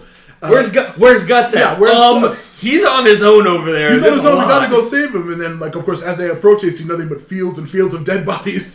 And nothing but dead bodies, and of course, Guts leaning on a tree, eyes closed, really bloodied, looking like he's dead. Yeah, Yeah, he and is- Kaka just like, oh god, oh no, Guts, oh god, please come back to us, and start shaking him, and he's like, dude, don't shake me, it hurts. Yeah, it hurts when you shake me, and you're loud. yeah, he was pleased. And actually, from this point on, one of the titles that Guts gets, because Chris did a slight mention earlier, he literally gets the title, the 100-man Slayer, Yeah. because he literally killed 100 men. Yeah, he is absolutely insane. But then they survive, they make the next night. Is this when they're promoted? Oh, again? if I'm not mistaken, this is the battle where he gets an arrow literally through the palm of his hand. Yeah. And so he becomes a one-handed sword wielder for the rest of that battle. So he literally single-handedly killed 100 men. Yeah, he's getting well. Yeah, he's perfect for later. that's right. Yeah, this was that fight where he literally killed 100 men with one arm. Yeah, prepping for future Berserk. But yeah, is this when I get promoted to the next level? I can't remember. After this battle. I know as of right now. I think so. As of right now, I think the next promotion. Griffith becomes a duke. Yeah, I'm curious if that's now or something else. Yeah, that's what I'm thinking. I think Yeah, I think that is right now. He becomes a duke. They finish the whole battle for Doldrey. They conquer Doldrey first, and then they get promoted. So the rest of them do, but I know Griffith himself got knighted at one point, and Griffith himself right now is like a duke. He can actually own land, but he's still not, it's not up the there party. yet. It's not the party yet, is it? No. That's way later. That's after the final fight. No, I know that what's happening. What's going to happen? the part you're thinking of is when all of the Hawks, Raider, after the big fight that he was talking about. Okay, so is when it is during the party is when all of the knights. So right now the they are Hawks. prepping for the next stage of the battle. The thing And is it's great because as they're prepping for the next fight, some wandering doctor, medic kind of guy is like, "Hey, see this guy right here?" Points at Guts. He's not going to the next fight. Yeah. He's going to be in bed, healing from everything. And Guts, being the rational individual that he is like, bullshit! Yeah. I will go even if I have to kill you now! Yeah, exactly. He's still not giving up.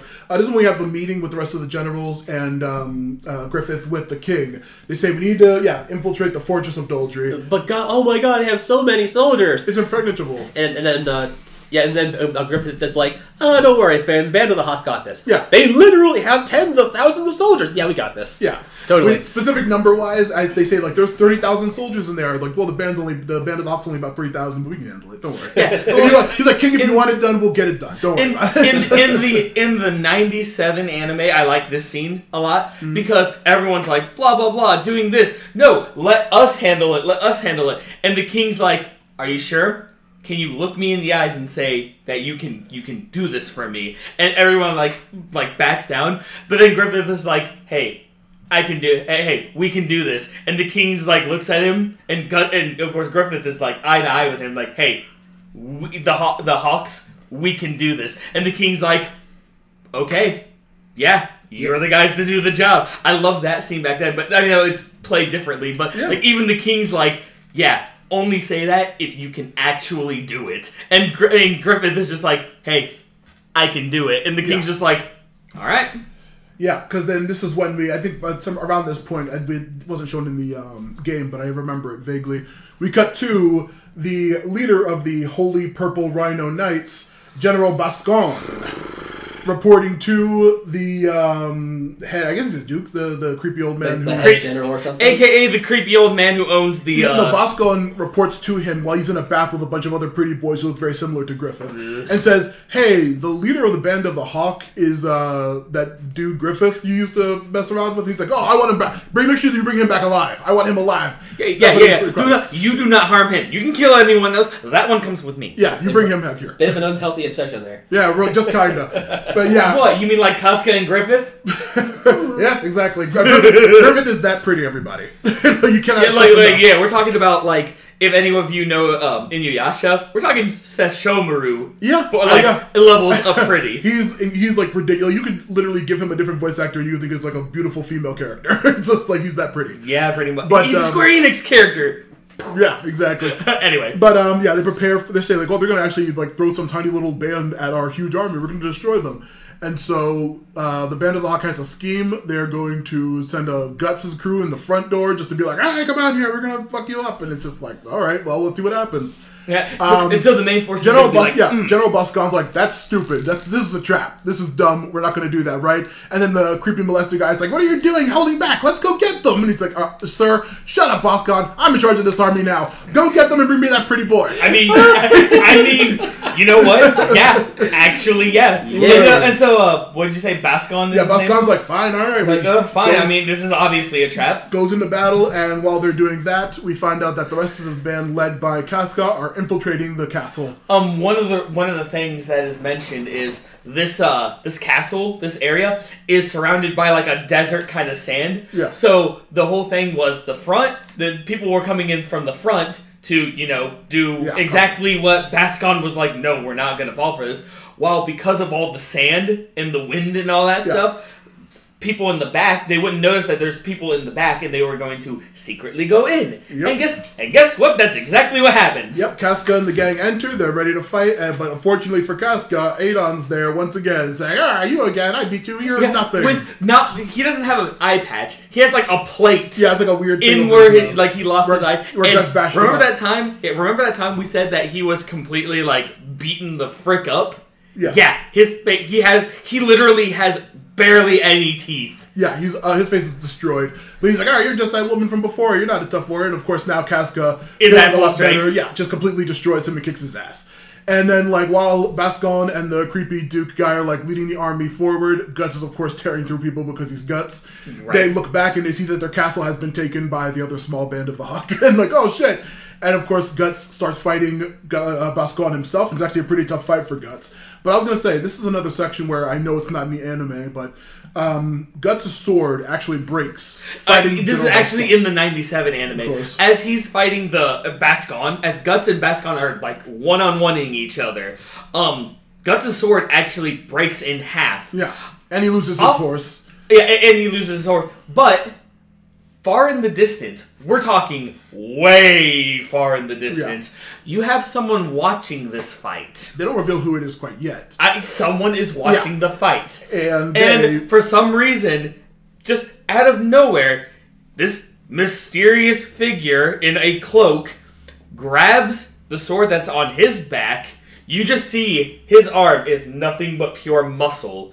They swell up a lot, and he chucks the sword. Yeah, a huge, massive curved blade just lands right in front of Guts. And Guts is like, huh? Judo's like, fucking use it. And guess what he does? Not only cutting Bosco in half, but chopping off the horse's head he's on as well. Oh, yeah. In one fell swoop. Yeah, it's a huge attack. Bosco's defeated as the rest of the Bandahawk rolls over the Holy Purple Rhino Knights. Yeah, because everyone's freaking out, like, dude, that sword, what he just did, and the Hawks, the Falcons are just like, do it. Yeah, and they start fleeing. The creepy Duke guys like, where are you guys I going? didn't give you the order to retreat. Yeah. Go back, you assholes. Yeah, exactly. He's just like yelling, and then of course Griffith. I always confuse the damn name. You're doing it, yeah. Yeah. Griffith just rolls up on the dude saying, "Hey man," he's like, "Oh, Griffith, you still like me, right? Oh, you still love me. That's why you're stopping." You still love me, senpai, don't you? Yeah, and he's just like, "No, you were a stepping stone. I really don't care about you." Literally, you thought you were using me? Nah. I was using you. I only needed money, and you provided. Sure, I had to sacrifice a little bit, but yeah, that was something. Yeah, that was all it was. You're like, oh, it was so much more, and I'm just like, nah. Yeah. I just left the note. And then of course Griffith just like stabs him in the mouth with his sword and kills the dude. Yeah. Oh my god. Completely nonchalantly, and then just keeps riding off into the rest of the battle. Like with not the death glare that Griffith does, but like his like, I'm tired of this bullshit kind of look. Like, he is unfazed by just stabbing this dude in the mouth and just dead. Guy's dead. Keep rolling off, and they've won. They've taken the Castle of Daldry. And it's like, hell yeah, once again, the tiny band of the Hawk completely destroyed this huge army. And this is when they go to the party immediately after that, correct? I think so, yeah. Yeah, I believe it goes straight to the party. Casca gets her revenge on Adon. Oh yeah, Rippin, Boscon, and his horse. Good God. Genon is apparently also thirsty for Griffith. So Rippin Genon killed by Griffith, who apparently knew him from somewhere. Yeah, that's the anime didn't, or the trilogy didn't really go into why. He just like, hey, I know you. Like you were like my soulmate, and Griffin's like, okay, death. Yeah, this is just getting awkward. So stab. Yeah. Yeah. So then. Okay, so then it cuts to a big fancy dinner party where everyone's like dressed in suits. Yeah, hold on a second. Actually, before we get to that, because it's clearly not explained. We've been hitting out a lot of things about a mysterious figure in the '97 anime. Yeah. In the '97 anime, and the manga. And the manga, yes. What Casca's like, I'm so tired, and Guts picks her up, and it's a kind of cute moment, but more like between friends than anything, because after that one night in the waterfall, they're kind of warming up. They still butt heads, but they're kind of warming up to each other. But Guts looks back at the sword, doesn't take it with him, mind you. Just looks at that curved blade and he's like, nah, it couldn't have been. And then it goes back to that mysterious figure who is revealed to actually be Zod, and how he's thinking about, okay, I did another thing, but everything's going according to plan. Yeah, I say that eclipse is going to be happening soon. You're going to have an unavoidable death in a year, my man. Yeah, and that's all we get, and as he just goes off into the sand. Yeah. But I figured, since we mentioned the mysterious figure earlier, to mention it now. Yeah, now dinner party, everyone's like saving Guts. Everyone's like, the war's over finally. The 100-year war, as what it was called. Between the Midland and Shooter, yeah. It's finally over. Hawks, Falcons, whatever you want to be called. Yes, awesome, wonderful. That's not important. They're not Hawks or Falcons anymore. Now they are the White Phoenix Army. Yes. Yeah. Well, I was actually getting there. White Phoenix Knights, but yes. White Phoenix Knights, you're correct. Well, I was going to get there, because the king's like, hey, all of you who are part of the Hawks Raiders, you're now all officially the White Phoenix Knights. Yeah, White Phoenix Knights. Which is apparently the highest honor that can be bestowed. Yeah. Especially to Griffith, particularly. Yeah. Griffith is just like, Yes, according to plan. And everyone else is freaking out in excitement, like, holy shit. Yeah, holy Corkus is shit. like screaming like, I'm a knight now! And everyone's just like, yeah, it's great. Oh, their lives are never going to get better Yeah, than this. Cork just hams it up. Like, He's really Oh, yeah, silly. absolutely. I mean, he's the comic relief. He's got to be a but hammy. now to take another step out of the original anime and the game, the thing we mentioned earlier about the little bald dude who was telling Julius to try to shoot Griffith, we also learned that the Queen of Midland, the king's wife, was actually working with a cabal of other dukes and nobles to get rid of Griffith because she doesn't trust him. She was having an affair with Julius, who she's pretty sure Griffith killed, so they were trying to poison Griffith at this party. So he was like, he drinks like a, but then before that, the little bald guy gets a note saying something to him, so he freaks out, backs out on the plan. Griffith blows up the building with all the nobles and the queen in it, and we see that the note says that he kidnapped the dude's daughter and was going to kill her if he didn't, turn it back on the plan. And so, and of course, Guts, he's like, Guts, these people kidnapped this guy's daughter, you should go kill them. So Guts goes and kills and rescues the guy's daughter, not knowing anything about the rest of the plan. Right. And everyone's just like, oh, it's great, it's wonderful. And he goes back to the party, and it's just like, we did it, guys. Yeah, there's a whole thing that they skip about Griffith actually It's a whole being plot poisoned at it. Yeah. Like, which is funny because this is actually important to the story. It shows how crazy Griffith is. Yeah, and shows just what we already knew, that he would sleep with old men for money, but this actually shows he would kill the literal Queen of Midland. Yeah. He would kidnap someone's daughter. Yeah, kidnap man's daughter. Threaten to have her killed. Exactly. Yeah. Matt, maybe you can confirm this. This queen, was she by chance an inspiration for Nashandra? Maybe. She has a very distinct look. I'm not actually, sure. yeah, Possibly. the way she acts and the way she is, yeah, she probably could have. Yeah, not gonna lie. I'm curious. But yeah, it's a very like important side plot just to show more how crazy Griffith is before everything goes down. But we are One other thing we need to mention that we haven't mentioned actually is ever since Casca and Guts and the first battle on the cliff, when they got back to it, as Guts was still healing, Guts had been actually made known to Casca that he might be thinking of leaving the Hawks. Yeah. And so, Casca's just like, wait, what? Kind of thing. And so that has been a thought for a while, from then up until, this point, that he might, not sure yet, but he might want to leave the Hawks. I think he explicitly said, when he was, healing up, he said, when this fight is over, when we defeat this Doldry castle, I'm going to leave. Yeah. So she knew what was going down. And now, at the end of all things, finally, he's saying, hey guys, Casca, don't tell anybody I'm leaving, And Casca's like, hey, look, we don't get along. We know this, but we need you. We really need you. Needs you. And I then, can't of course, wait for the beeps any longer.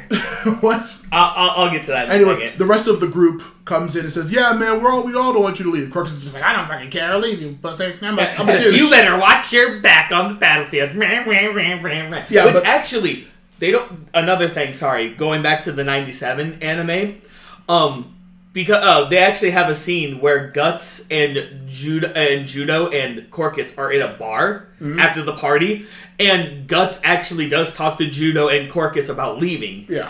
And Corkus is just, pissed off because, we actually got the highest ranking that we could, and now you're just going to squander it all off, and then he leaves. You find out, actually, that Corkus originally was a leader of a band of thieves. Yeah. That all of them died, all of the thieves got killed or something, and Griffith is like, hey, come with me. So Corkus literally went from, I'm a goddamn leader, I have authority, to now a lackey of Griffith. Yeah, but also he tells him, I think he mention to the group, I can't be Griffith's equal if I'm just following his dream. Yeah. And then Corkus tells him, you idiot.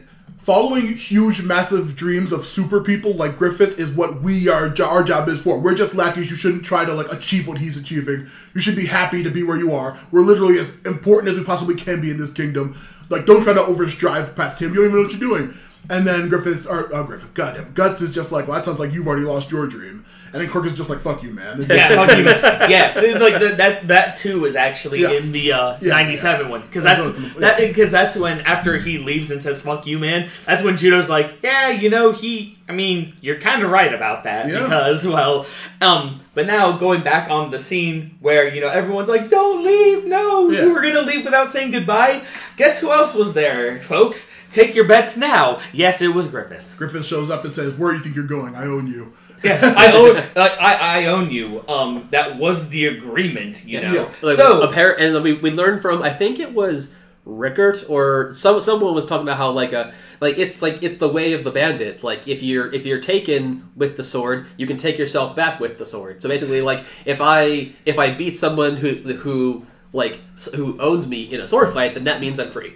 Yeah. I think actually, I'm not sure if someone actually says that in this arc. I think somebody may have said it to Guts earlier, and he says it to him now, saying, "I'm going to beat you, and I'm going to be."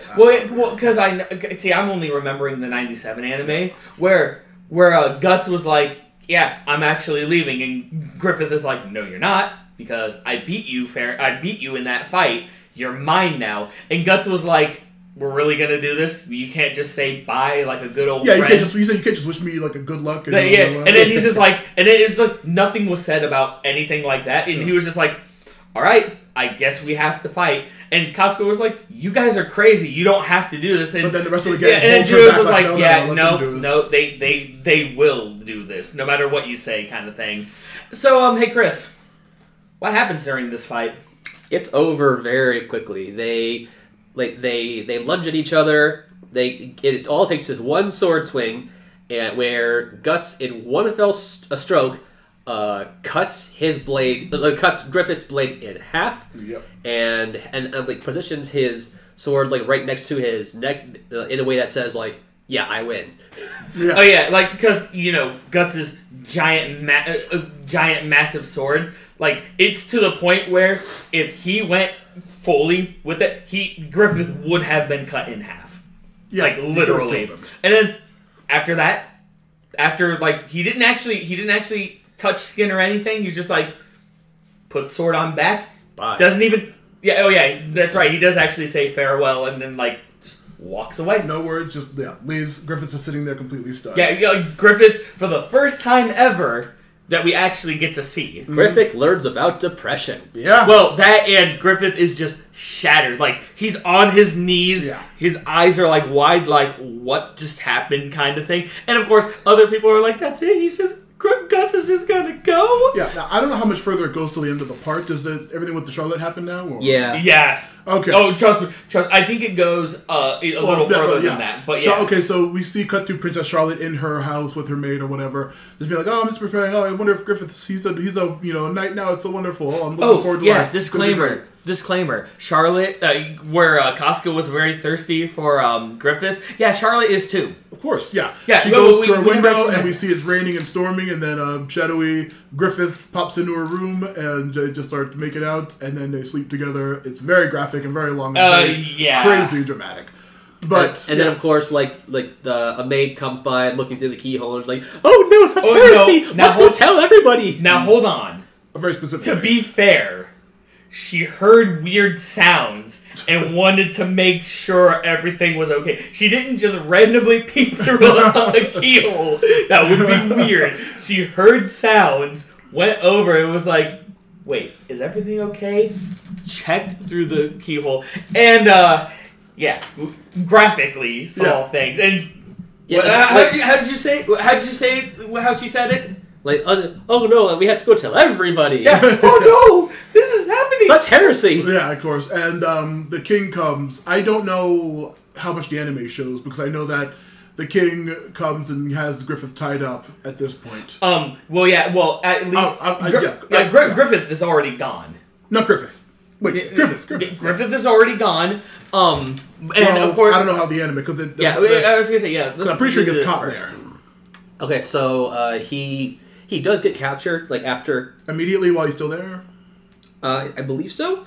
Okay. I think they have sex and then he's captured the next morning. Like he's sleeps there and the next morning. Yeah. So then he.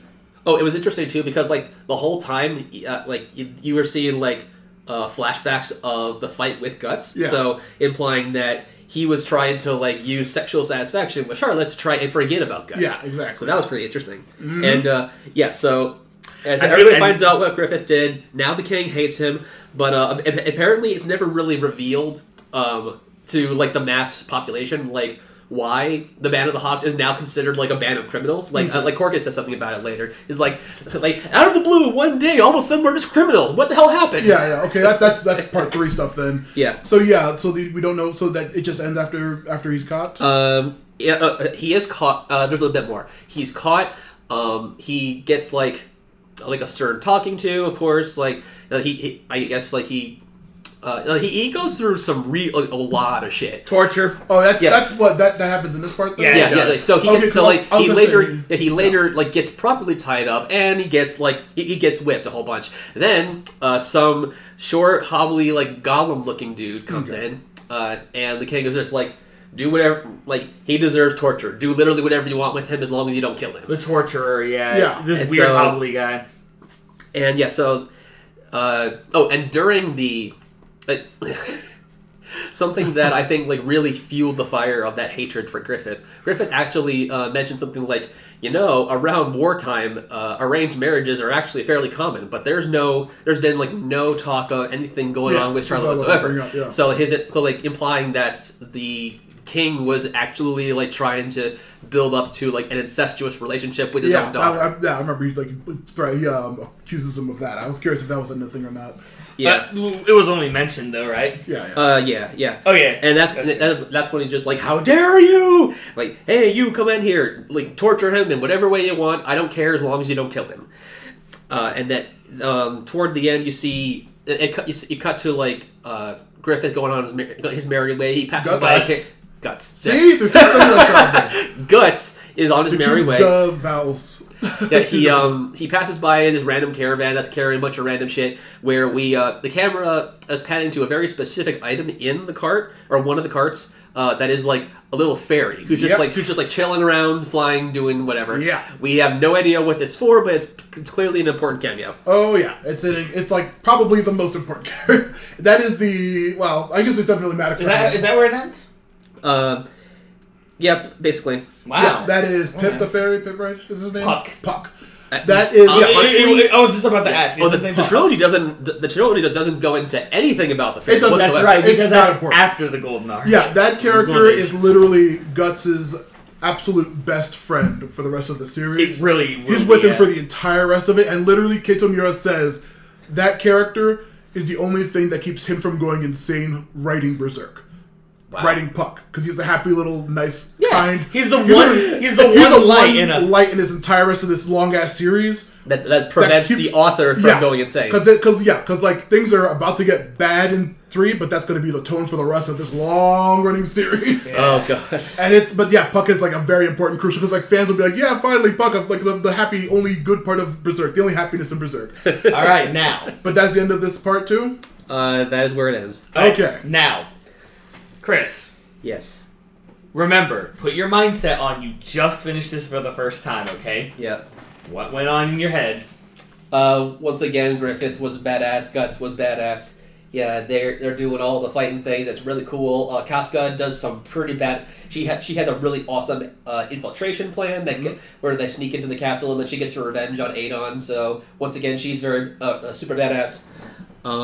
What else? I'm sure more than just that happened. Well, yeah. Also, A lot did. Oh yeah. I was very shocked to learn that I thought that being on Hermenses was just like a side effect or like coincidental to her passing out like that. I didn't realize that that's apparently that caused her to pass out. I would assume it's something to do with that's a horrible, tough time for women in general with like cramps and all the other bodily stuff. But then also she's literally in the middle of a war, so that kind of strenuous activity while that's going on could maybe lead to her losing her maybe wanting to pass out normally. She just happened to be standing next to a cliff. Not to when she mention, passed out. not to mention, to beat a dead horse, as it were, with this. Still in the Middle Ages, so medicine and treatments for such things, not really a thing. Yeah. Also, So, she wants to continually prove herself, so she wouldn't have. She would have known at the beginning of the morning, I probably shouldn't fight today, but she still did it anyway, and then suffered the consequences. I also wasn't expecting to see not one but two scenes of extended hentai. Yeah. Yeah. Long ass crazy sex scenes. Yeah. Um, The battle was pretty fantastic, honestly. I love the Purple Rhino Knights. They're great. They were fantastic. By the way, Bosco's a pretty cool boss. Like I was I'm not sure how I feel about like Griffith doing the thing and then getting caught and now everybody hates the entire band. I feel like Griffith made a really, really terrible decision that just like cost him the entire band their reputation going forward. I mean, it's a crucial like series altering event that was like a really quick. I'm so pissed off and angry. I got to do something, but it was an awful bad thing to do that screws over everything and just destroys everybody's plans. yeah. But that's how important Griff that was is to him. yeah that right there. What you witnessed with because even after we do voice tests, you can still stutter an hour and a your half, words. an hour 40 minutes later, you can still get a little woozy with the tongue.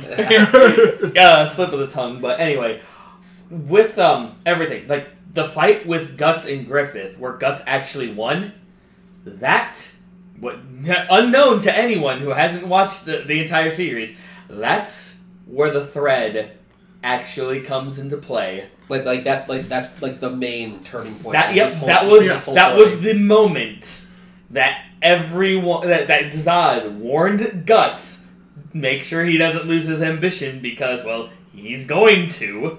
That was the moment he was talking about. Yeah, and then of course you have moments of like, oh no, Griffith's like down in the dumps. He did this terrible thing, but it's all Guts' fault. Guts is like the main bad dude here. And I'm sitting here thinking like, okay, yes, Guts was responsible for beating him, but Guts didn't make these choices. Griffith made the choices. Yeah. Actually, to be honest, I think Corcus is the only one that was actually butthurt about that. Because I don't think Costco was actually upset because they were warming up to each other. Like, almost becoming friends. I don't know. But but I know Corcus we get a lot more blame in the next part, but this one, like, what were you thinking? Where do you think it was going to go from here? When Griffith is, like, top tier, cool boss who was, like, kicking all kinds of ass and huge ambitions, when he was, like, brought that low as to being tortured, where'd your mind immediately go to what's going to happen? Okay, so I was not expecting the scene with Charlotte at all. Yeah, exactly. I assumed that, like, he was going to go into, like, I don't know, like week-long or 2-3 week-long depression, and then everyone's just trying to cheer him up, and they're like kind of running from one place to another, trying to survive, where Griffith can't do shit. They're trying to motivate him and such, and then meanwhile Gus just like goes on his merry way and gets into his own shenanigans and adventures. Like that's like I kind of expected it to kind of split there, as like those are now like the two parallel stories going on. They might merge, they might not merge. I'm glad you had your first glimpse into a potential happy path for Berserk, because that's all the series is. It's like maybe what's happening right now will turn out for the best. Maybe it won't get worse in the next panel. Oh no, it got worse. and then whoop the princess is on her back. Yeah, it's like. It's gonna be, so like, okay, so this happened. Oh, okay. I'm hoping that this will be a secret. Oh no, the maid found out. Shit. Yeah. Okay, well maybe he'll just get like a stern talking to. Maybe he'll just like get his rank stripped, and they'll just like he'll just like move on, and like the kingdoms, like Midland will just like leave him alone. Now, oh wait, no, he's being tortured. Now, he's gotten whipped. He's gotten some pretty bad physical body damage. Hopefully, like this is enough to quell the rage and the Topher. Oh no, he's getting tortured more. Now, here's the funny thing. The reason why I thought it was strange, because of these three movies, I don't remember the second one very well. In the manga, what happens is Griffith doesn't stay the night. He literally does like a one-night stand with the princess. But he leaves like a flower or something for her. And the princess is like, wakes up the next morning to see that flower, and she's like, oh, Griffith, it was a wonderful night. I remember now. It's that he actually does stay the night, because then like the next morning, he is leaving the castle, and the guards, there's a bunch of guards who are just like right there ready to get him, and it's like, hey there, Griffith, how's it going? Yeah. Where are you coming from? You know whose castle that is? Huh? Yeah, but the funny thing is the king, he had those nights and stuff, but the way he finds out is because when the princess is like, oh, it was such a magical night, she looks at her sheets and there's a little bit of blood, aka it was her first time. Yeah. And the king, being suspicious of things, even though he already had knights around and stuff like that, literally bursts into her room and just throws the blanket out and sees the blood stain. Oh. And yeah, that's what makes Griffith's accusation more like believable. Yeah, I'm just sitting here like, whew. Yeah, it's a crazy, crazy anime that just gets crazier and crazier by the episode. Okay, you're not allowed to speak about crazy yet. No, well, yeah, we're gonna have a long discussion about the future of the series after this, but we're about to get to the darkest part. But yeah, but now, like, so, knowing, and that at the very end, because you were like, maybe it's for the best. Nope. Nope. Poof. This is happening. But, you know, maybe that boom. Nope. Maybe this is enough suffering. Oh, maybe this is enough suffering. Maybe this is enough suffering. Oh god. When you saw the damn. when you started seeing the credits, what were you thinking was going to happen next? He said He was probably going to get tortured for like another week, and then he would be released as having like repented enough. So that was your actual thinking? That's what I was thinking. What about with Guts? Because Guts is now not a part. What did you think was going to happen with Guts? I thought Guts was just going to go on his merry way and like never see them again. Man, wouldn't that have been a wonderful ending? Just never seeing Guts again, just like, Gus yes, I'm free. Going on their own way. Everyone's happy. Like Gus is the main character, and Griffith and friends were just like the first season. Roll the credits, because that was the end of Berserk. Oh, wait. There's a third part, isn't there? Yeah. No. Okay, guys. No.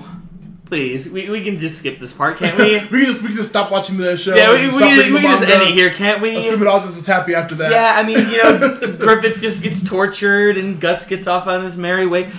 We don't have to continue this, do we? Unfortunately, we do. Like nothing else happens. Everyone lives happily ever after. You would like to think that, wouldn't you? I mean, so would the author. Yeah. I'm sure you would.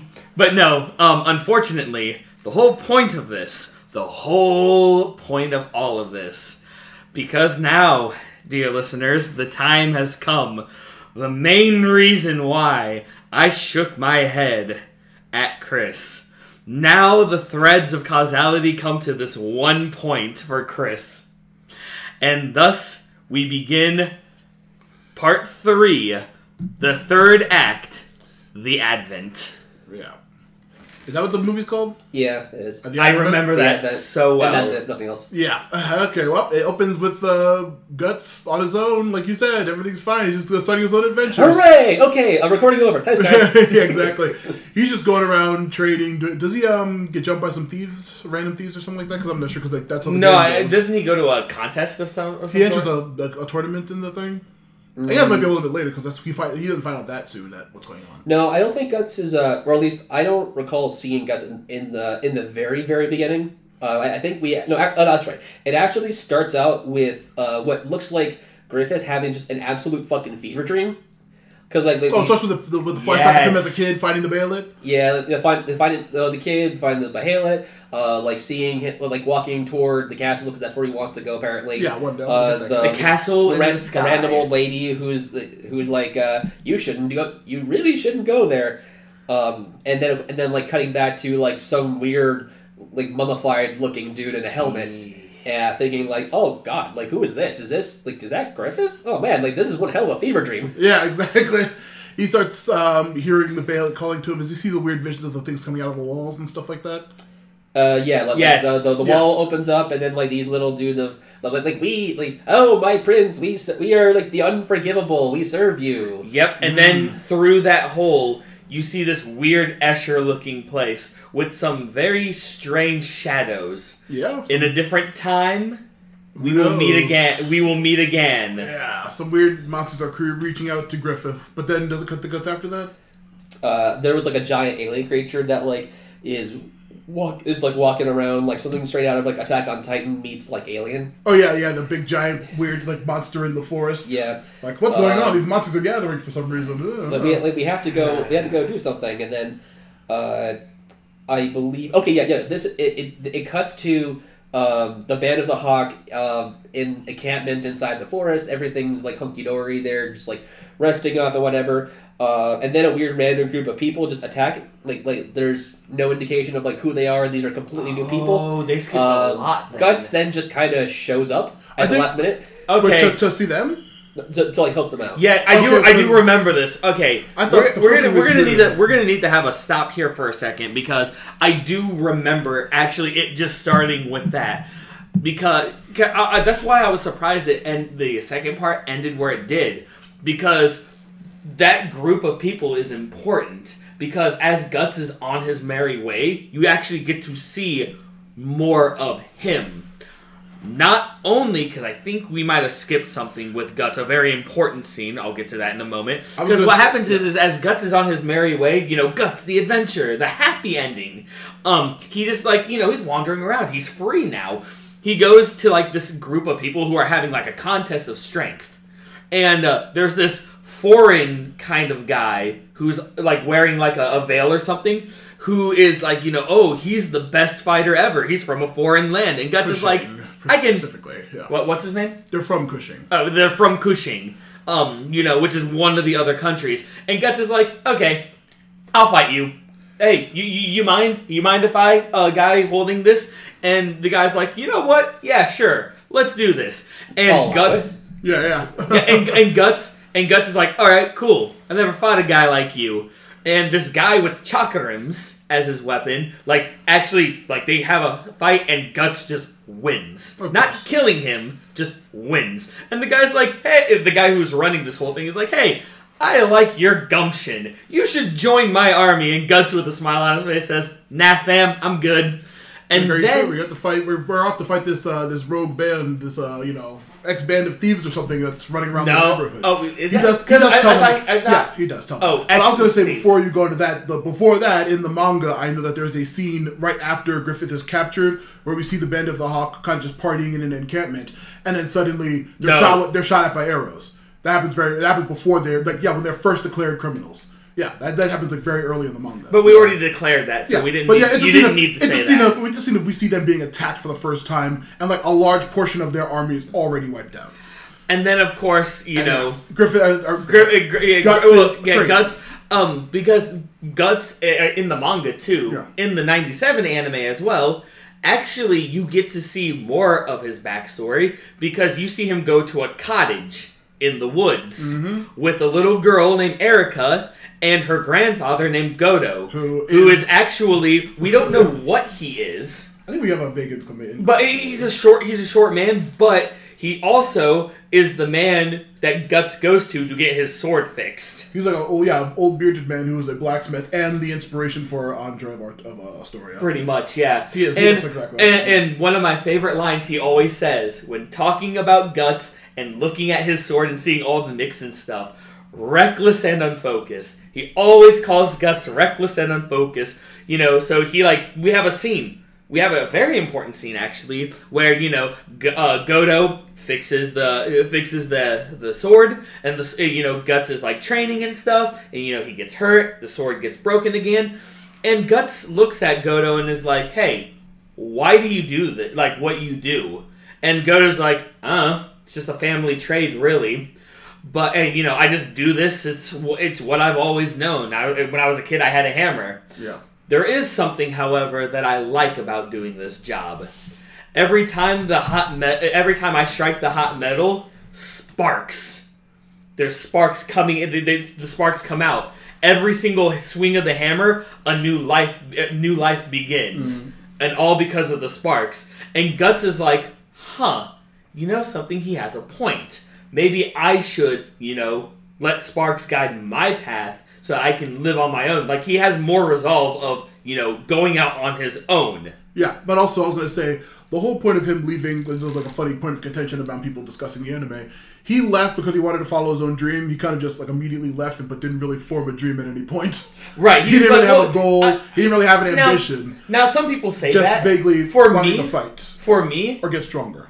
Well, for me, I felt like it was more of he left because he wanted to try to be Griffith's equal, but he also wanted to find himself. Yeah. Because all he's known is mercenary group. He just wanted to go out and find himself before he could actually maybe rekindle a dream or even have a dream. Yeah. Now, you say Guts just happens upon. In this beginning part, Does Guts meet a very important, mysterious character? He does meet them. I don't know if it's before or after he finds out about the Band of the Hawk, but at some point he meets... No, I'm talking about in the anime right now. Yeah, somehow, yeah. Yeah. Does he meet a mysterious character? A very important character. Very Very. crazily designed, specific standing out character. On a big horse. What's it called? Skull King. Skull Knight. Knight? Skull Knight. Okay, I'll have to change that in my notes. But yeah, he does. He does meet that a little bit later. Like I have it where like in the battle he shows up and then he like one of the dudes he's fighting has like these two whips that just like extend into like a bunch of tiny like razor thin metal strips. And like you fly them around and it's like wibbly wobbly. So I decided to call that the wibbly wobbly zippy whippy stuff. the wibbly wobbly swords. I think in the manga, I think he gets attacked by a random monster, an apostle. No, he doesn't get attacked. What happens is in the manga at least, Guts is just in the forest, just like camping something, and this knight appears, Tell us and he's like, "Oh." And he's just like, I see. So the threads of a causality, the gears are already in motion now. Yeah. And he's just like being foreboding about what's to come. And then Guts is like, oh, look, there's a battle over there. I should go over. Yeah, and then he finds out about. I assume then that's when he finds out. Well, that's when he finds out it is the Band of the Hawk being attacked. Yeah, because he heard from a village that there are some thieves and a raiding party just going around being crazy. He finds out it's his old Band of the Hawk after he talks to the Skull Knight. Yeah, I believe the Skull Knight was All right. before he actually got to them. But either way, now that we have that huge tangent out of the way that they apparently missed, Chris, the fight. Let's go. Wait, did he get back by the guys now? I don't think so. Yeah. The Cushing people? Because this is because yeah. we need to go. This is when the Cushing people attacked the Band of the Hawk. In the forest, right? Yeah, in the forest. This early? Yeah. Everything we just talked about with that big tangent is everything that got cut out, apparently. Yeah, well, so what I saw happen here was that, like, so after the battle wraps up, for whatever reason, Casca and Griffith are, like, and Guts, yes. And Guts and Casca are just alone, like, in a field somewhere. Okay, that's way after the fight then. So he finds out there's a group of thieves. He goes helps them. I know there's a scene with the king who now looks like incredibly old for some reason, even though it's only been a year, which we also didn't point out. Depression. It's only been 1 year since then, but he says we're going to send our number one top assassins after them. They're foreign Cushing people. They're going to take out that band of the Hawk, those motherfuckers. And so he actually, sends surprisingly enough, in the Golden Age, in the Golden Age. Literally, I do remember Griffith has the fever dream, and then it literally cuts to just the forest where the Cushing people are around, like getting ready to attack. Wow. It literally skips a shit ton of important shit because the Band of the Hawk has to fight the Cushing assassins, and they actually we get to see all the weird assassins and all the weird things. See Pippin actually take out a dude. They have the chakrams. They have the wibbly wobbly zippy whippy. Yeah, the blow dart guy who. Wait, no. Okay, that can't be that early. By the way, it is. You're talking about the Cushing people. Yeah. The ones you're thinking of, the weird ones, way later on. They're the Devas. Because the Devas is who I'm thinking of. Yeah, you're thinking of something entirely different. Okay, yeah, that's way later. I'm thinking, my bad. Wait, no. Yeah, yes. It's in this part though. No. Yeah. All right. Okay. We're trying to figure out where we are. Specifically, when the band of Cushing assassins, one of the guy with the poison dart hits a character who comes and talks to them about Griffith, and she is not there later in the future. So what I'm talking about is I'm very confused about how this timing works because in the manga. Okay. Yes, we need to. You. Yeah. Get your head right because we're not talking about the Devas. I don't know. No. I'm telling you, we're not talking about them. Are they? Is that the group in part 3? No, part 3 is just the Cushing, like the guy with the veil that you're talking about. Him and his group, which are the Cushings. They come from the country of the Cushings. Yeah. Because you find that the reason why they skip so much is because Guts said no, I'm not going to join you to that one guy. He hired the guy in the veil to go and attack the thieves in the forest. Does the guy in the veil at this part not have the lance chucking dude, the blow dart dude, and the razor, the long claw dude? He's not done with him yet. No. The only weapons I recall are the chakrams that you throw and the wibbly wobblies and the wibbly and wobblies whippies. and the whippies. Okay, yeah. Yeah, The manga's very, very different than... Yeah, they go, no, because... I'm going by the manga. The manga, that happens when the Deva are introduced. Oh, and then way later. Manga's right now. Yeah. And then at some point, one of the, I guess, Kushin assassins actually, like, pins down Casca and, like, has, like, kind of, like, knife hands. And like puts them down like on each side of her, and just like tell me where where Guts is or something like that, or I'll cut your head off. I know, yeah, that's the group I'm talking about. Is that the group you're talking about? Yeah, because that guy's the giraffe centipede I was talking about. He doesn't look like a giraffe centipede. No, he doesn't. But like it's his name. Because spoiler. Well, not spoilers, because like the scene I'm talking about in the manga when they're attacked by the Kushing assassins, Princess Charlotte is with them, and she gets hit by a poison dart. I don't think that was in the trilogy. I know what part you're talking about. That's later. Yeah, that's later. But who the fuck is attacking them? Okay, I think that they just moved the Cushing attack very early before Guts hooks up with them. Yes. And we're out of order for some reason. Yeah. I mean, hell, they literally, that entire tangent we went to, they cut that out completely. Because the manga and the manga and that anyway, your version are all talking about different versions. Yeah, in the video game, he just attacks a bunch of thieves because it's a Musou game and I need to kill 100 people. Okay, so, hey, now, Kushin assassin guys who were hired by that one guy may or may not go to attack. Moved around. Went to attack, and all of a sudden, the Guts comes in. It helps to slay them, make them draw back, whatever. Now, where are we at, Chris? The one who actually has his notes out. Yeah, and the specific version we're going over, actually. I think Guts, like, takes Casca to, like, heal her or do something with it, and they end up sharing a kiss, followed by yet another prolonged sex scene. Yeah. Because Guts comes in and they tell them what's going on. We're being attacked. We're being hunted. We have no idea why they have Griffith. And then they talk about the operation. You know, the Wacky Doctors game. Yeah. They also she blames him for leaving, and this all went bad because he left. And then she's like almost ready to jump off of a cliff, and he like stops her again. Yeah, he saves her. Well, yeah, he actually is grabbing her and actually pulls her up, and is like, "What the fuck is wrong with you? Don't just jump off a cliff." She was about to kill herself, and then Guts was like, "What are you doing?" No. It's important because after the group tells Guts that, "Hey, we're gonna go and save Griffith." We're going to go and save Griffith. Yeah. Because that's important to you viewers. It's so important, in fact, that I have to say, they're going to rescue Griffith. Yeah. Then Casca's like, hey, Guts, with me. And then the first thing when they're alone is she attacks him because she is infuriated because, well, thanks to Guts leaving, she, Griffith was not the same. Yeah. He was broken. He was, everything. But then when Guts, lets Casca stab him, he's like, what the hell was I supposed to do? Yeah. I wanted to just, I wanted to be his friend. I didn't want to be under his shadow.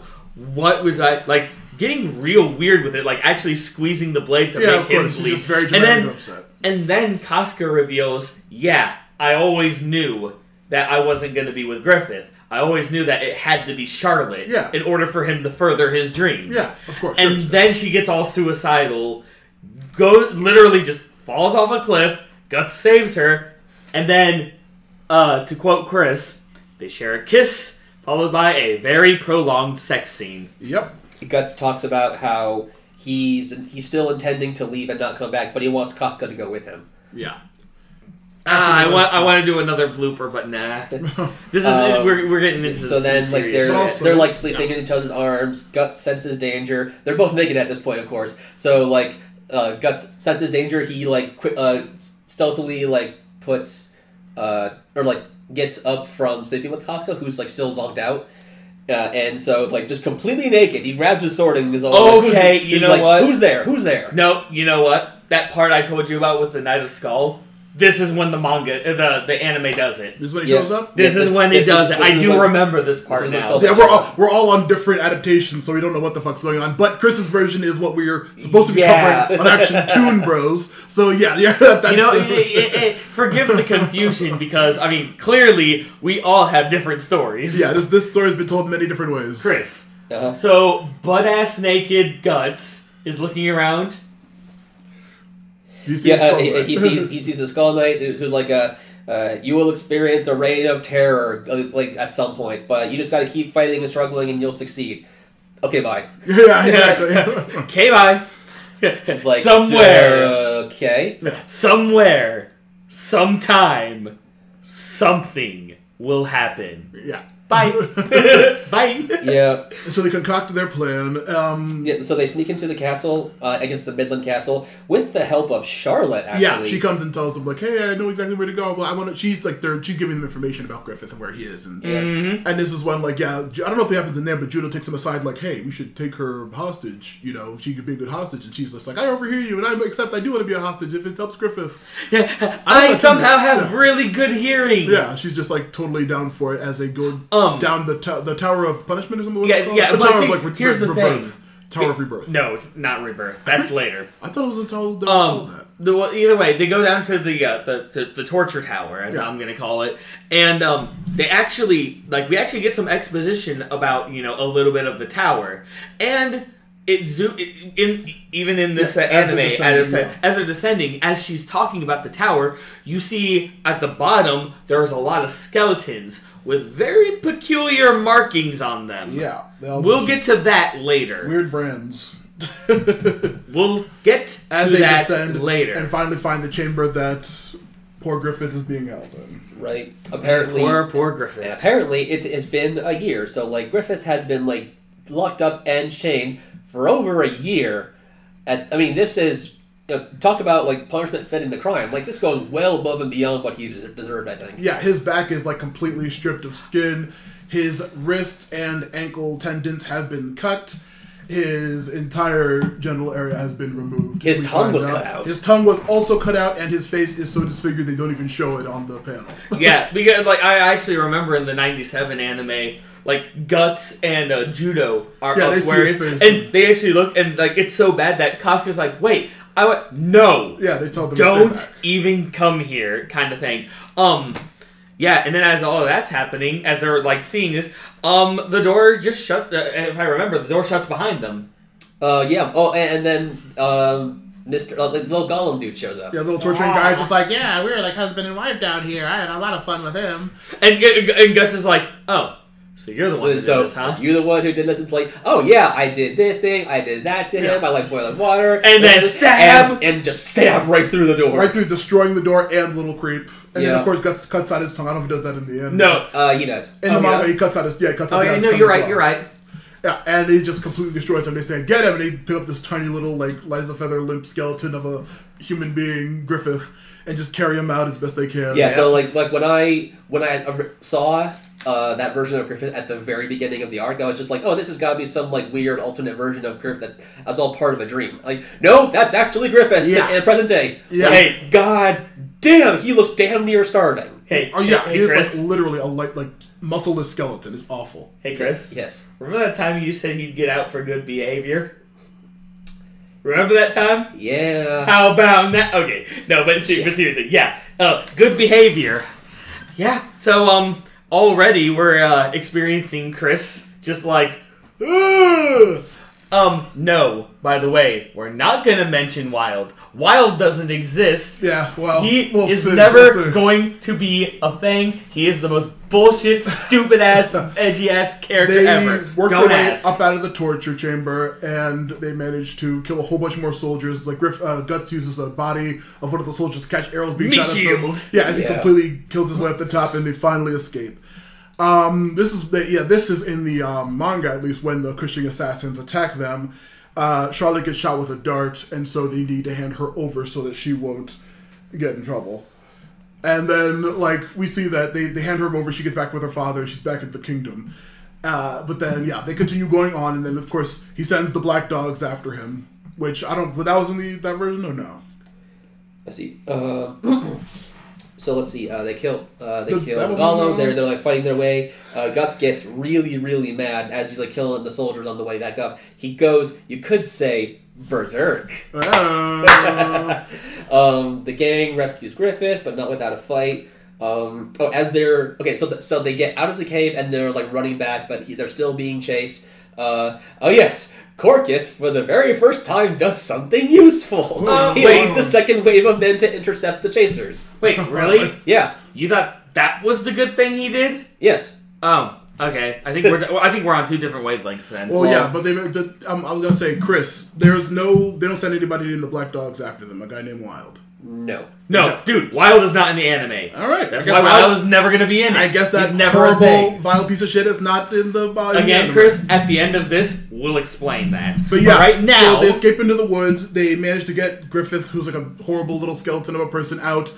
They get camped and they set up Griffith, and they try to like take care of him. They try to clean him up, but they're like, "There's no way he's gonna be able to ever fight again. He's done." yeah, he's donezo. Yeah. Everybody wants. They talk about like Casca potentially being the new leader, and she's like, "I'll think about it." And then like sometime later, they talk about how like, "Oh man, Captain Gus, you should lead the team." Yeah.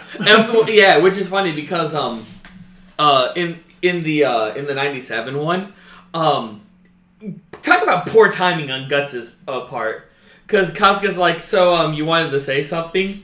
And, Guts is, like, reminds her, hey, you know, we saved Griffith, so we should go, kind of thing. And she's like, yeah, just tell that to Griffith. And then Guts is thinking about leaving again. Yeah. But, of course, Yeah. Captain Guts, you should lead us, And Guts is like, wait a minute, is this what I wanted all along? Yeah. Kind of thing. Oh yes, and then Casca at some point is like going in to change Griffith's bandages, talking to him and shit, and like his entire body just like topples onto her as if he like basically trying to give her a really awkward hug. Yeah. Who knows what? Yeah. It's debated what's. I can tell. Yeah, I was gonna say it's debatable, but I could tell you what it actually was. Well, no, we don't know yet. People debate what his intention was when he fell on top of her. If he was trying to do something, or if he was just like actually just falling over, or he's a very awful, pathetic little thing right now. It's really awful for this character who was so beautiful and so powerful to be destroyed so much. But they kind of talk outside of things, saying, "What are we going to do with the Casca and Guts?" Talk like, "What are we supposed to do with him? He's like completely useless now. He's going to die. What's going on?" And this is when he takes control of a caravan, or at least the thing he does. Yeah, Wagon. Casca decides that yeah, you know, I'm actually not going to go. I'm going to stay here and take care of Griffith. And then Guts is like, "Oh, okay. Well, then I'll stay too." And Casca's like, "Look, you really want to go after your own dream. Me, I have to stay. You go." Yeah. And then Wagon leaves. Yeah, and then Griffith steals a horse and cart and then leaves.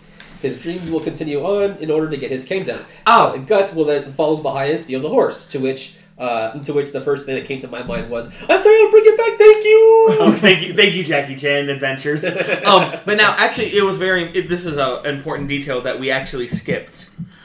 When Griffith was getting tortured earlier, like at the very beginning of his torture things, and the weird Gollum guy was like, "Ooh, I like to play with this body," he notices the Bailet, takes it, says that it's ugly, and throws it away. Yeah, when. Oh yeah. I think at some point when he's saying at some point Griffith, when he's talking to the ghosts in the walls or whatever, he's like, "I don't have the Bailet anymore." No, that never is explained. In No, the manga, he doesn't have it. Even in the manga, I remember this. There's explicitly at one point where it says, "Don't worry, it'll find its way back to you." Someone tells him that at some point before he gets it back. I know that, but maybe it may have been Skull Knight too, or maybe somebody else to somebody. Oh no. At one point, there's a scene where the Skull Knight and Zod are fighting. Yep. And he talks and says he'll get it back. Except for that happens after the. I was gonna say we are jumping. We need to stop that because that one little thing was all that needed to be said. So, sorry, I'll give it back. Thank you. Yeah. All right, so then the car topsides, and then Griffith ends up like falling into a stream. I was honestly kind of shocked at this moment, thinking like, "Oh God, no, he's gonna drown now!" But it turned out it was like a really shallow stream. He was fine. I mean, with the way his body is, but apparently his forearm got like nearly ripped off. Like it was dangling. Yeah, it's awful. It was so bad. So then he tries to kill himself on a log splinter, but he ends up not going through with it. Yeah. And that's what he... He reunites with the egg necklace that found, or the Behelit that found its way to him. Yeah. Here's the thing, though. It's not that he didn't go through with it. I think he was just so weak that he couldn't actually push it, because he does actually still get cut. That's another debatable thing, though. People say, did he fail, or did he, not... Did he just able choose to, not? or did he whip out? Yeah. He failed, but that's the whole thing with causality. Yeah, it's really unclear. Yeah. It could go either way. Yeah, it really could. It's one of those debatable So topics. then, the ominous solar eclipse starts up, and the Behelit necklace actually shifts around and has a human face now. That is open-eyed and everything. Yeah. Griffith mentioned something about, Guts is not supposed to touch me, because otherwise if he does, then, no, we can never, be together or something. Yeah. So then he stay does. away. If you touch me, if you put your hands on me, you and I'll never be able to. You and I will never... This is all in Griffith's mind, because he doesn't even have the voice or anything to move his mouth. Right. And then... What exactly happens after he thinks that? What does Guts do? The necklace activates with blood, apparently, and everyone gets yeeted into the Shadowface realm. Yeah. We see a bunch of, shadowy... While Griffith is in the lake, we see a bunch of monsters, approaching him slowly. While Griffith's... Guts is we gotta get you out of here. Yep, and Guts actually puts his hands on Griffith's shoulder. to But take him out. another thing that I don't know if they explained in in this anime, Behelit, or Egg of the King, the Crimson Behelit. One of the most important things, because you said it activates with blood, apparently. Yeah. One of the most important things is that whoever possesses the Egg of the King will have his heart's desire fulfilled in exchange for his flesh and blood. Mm-hmm. I don't know if that was ever actually said in this anime, but yeah, it's activated by blood. Well, I think we need to actually mention this. Yeah. Shadowface realm, and Chris is not kidding when he says that, because there is a solar eclipse, and there's literally they are in a place that is nothing The entire band, but faces. And yes, then the entire larger band. faces made out of smaller faces. Yeah. Yes, and everyone, rightfully so, is freaking the fuck out. Yeah. Everyone's What the hell the is entire going band's on? what's going on? But also, forgot to mention earlier, Rickett is not in there with them. Correct. Right. Oh, they don't do that in this anime, do they? No, No, They do. they show him outside of it, They but do. No. Well, there is a sequence where he is attacked by a monster. And saved. anyway, because that's the part I didn't want to say yet if it hadn't happened yet. No. So yeah, they're all freaking out. Does it transition, or are we still here for a while? I think it's here for A good while? it's here for a good while. Good. Yeah. Very good. A gigantic hand raises up with Griffith and No, Guts on no, it. it does not. Yeah, it does. No, because first the demons talk about how now's the time. Yeah. Now's the time for the festival that happens every, Now is the best time of our lives. Yeah, exactly. Now is the best time of our life. No, because they're it's time for the festival. Behold, the angels come. Yeah. And all of them... Chris, I want you in explicit details. Explain to me each angel that appears. Only Chris. You said angels come. Yeah. Not too far off for Slam. I mean... Okay, so Have you seen Slam? all the demons, the four Advent Guardian angels reveal themselves. The God Hand. We have the giant lady. I guess her name is Slan. Yeah. The off-brand Medusa with wings, or maybe that one Capcom character. I think her name was Morgana. Morgana, Yeah, off-brand Morgana. We have Morgana might be copy of her. yeah. This might be So a little the and I don't think we ever learned the names of the other three. So we have You mind if I take We over have- for a second? we have Weird Bug Dude. We have Babyface McSonic Ube. Waves. Babyface McSonic Yeah, exactly. Waves. And Conrad. and Dr. Zombos. Okay, so all of that happens. One of the faces on the floor becomes a very, very voluptuous woman, Yeah. butt naked, with demon wings, and she's always seems to be squeezing her titties. Yeah, they're four very distinct. The big giant baby one. Diet Medusa, because she doesn't have snakes in her hair, but they might as well It's be. weird tentacle-y. Also known as Lady Slan, as the demons call her. Yeah. Yes, you're right. The next one, Bug Guy, they never say his name, but his name is actually Ubik. Yeah. He is the smallest of them. His entrance is beautiful because a giant face from the sky. Everyone's screaming like, "Holy shit, what's going on?" Yeah. And then the face just expands and then pops like a balloon. Yeah. Oh, nice. It pops like a balloon, and this tiny little bitty floaty bug guy with literally big bug eyes is just like. Then some people are looking around like, what the hell is going on here? Because some of the faces are actually like protruding, like something's about to pop out of them. Yeah. Where we see this weird, fat, bald, baby-faced man, eyes closed, mouth constantly opened, just hands folded like he's got an evil scheme going along, just floating around. Yeah, baby face Platonic waves. Exactly. Everyone's like, "Oh no!" And I think Corkus is like, "This is all a dream. This is all a bad dream." And then finally, oh, by the way, that one Babyface mixed Screechy voice or whatever you call him. His name is actually Conrad. Conrad. They never say his name either. Like what a very intimidating name, Conrad. Oh, Exactly. Yeah. So you have Lady Slan, you have Slan, you have Ubik, and you have Conrad. Then you have, what did you call him? Dr. Zombas. Dr. Zombas in a whirlwind, in a very big whirlwind of just, I don't even know how to describe it. You just see this tall, menacing, cloaked figure, eyes sewn shut, face literally like a zombie, like indent and everything, teeth like just shown human teeth, mind you, and a giant exposed brain. Yeah. I don't think they ever say his name, but his name is Void. Simply known as Void. And they are the God Hand. Yep, they are the God Hand. All the other creepy demon looking guys are like, "Yay! Yeah. Yay!"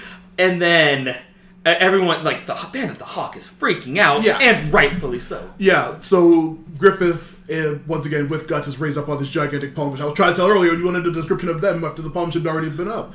But it is going for 2 hours and 18 minutes. I see why you want to quicken it up. Well, yeah, but I was saying, we forgot you didn't mention, I was bringing up the hand, and you told me to stop. And Yeah, because it happens after they get introduced. They pop up on the hand. No, they get introduced first. I thought, well, They get introduced first. Because Conrad says, land on? "Bring them to the altar," and that's when the hand comes up. Okay, well, what did they? And I don't think they appeared to the land on the each hand. one of the god hands are on a finger. Yeah, but okay, and then they say, well, you have to offer them willingly, you have to offer these people as sacrifice. And then Guts is like, what are you talking about? Get away from him. He's like, oh, this guy's very low, he's going to make a great sacrifice. Slan says that's about Guts. So, long and short of it, since someone's pressed for time over here, what happens is they get up on the giant hand, and the demons explain, "Hey, so I said you speed it up, and you say what I just said again.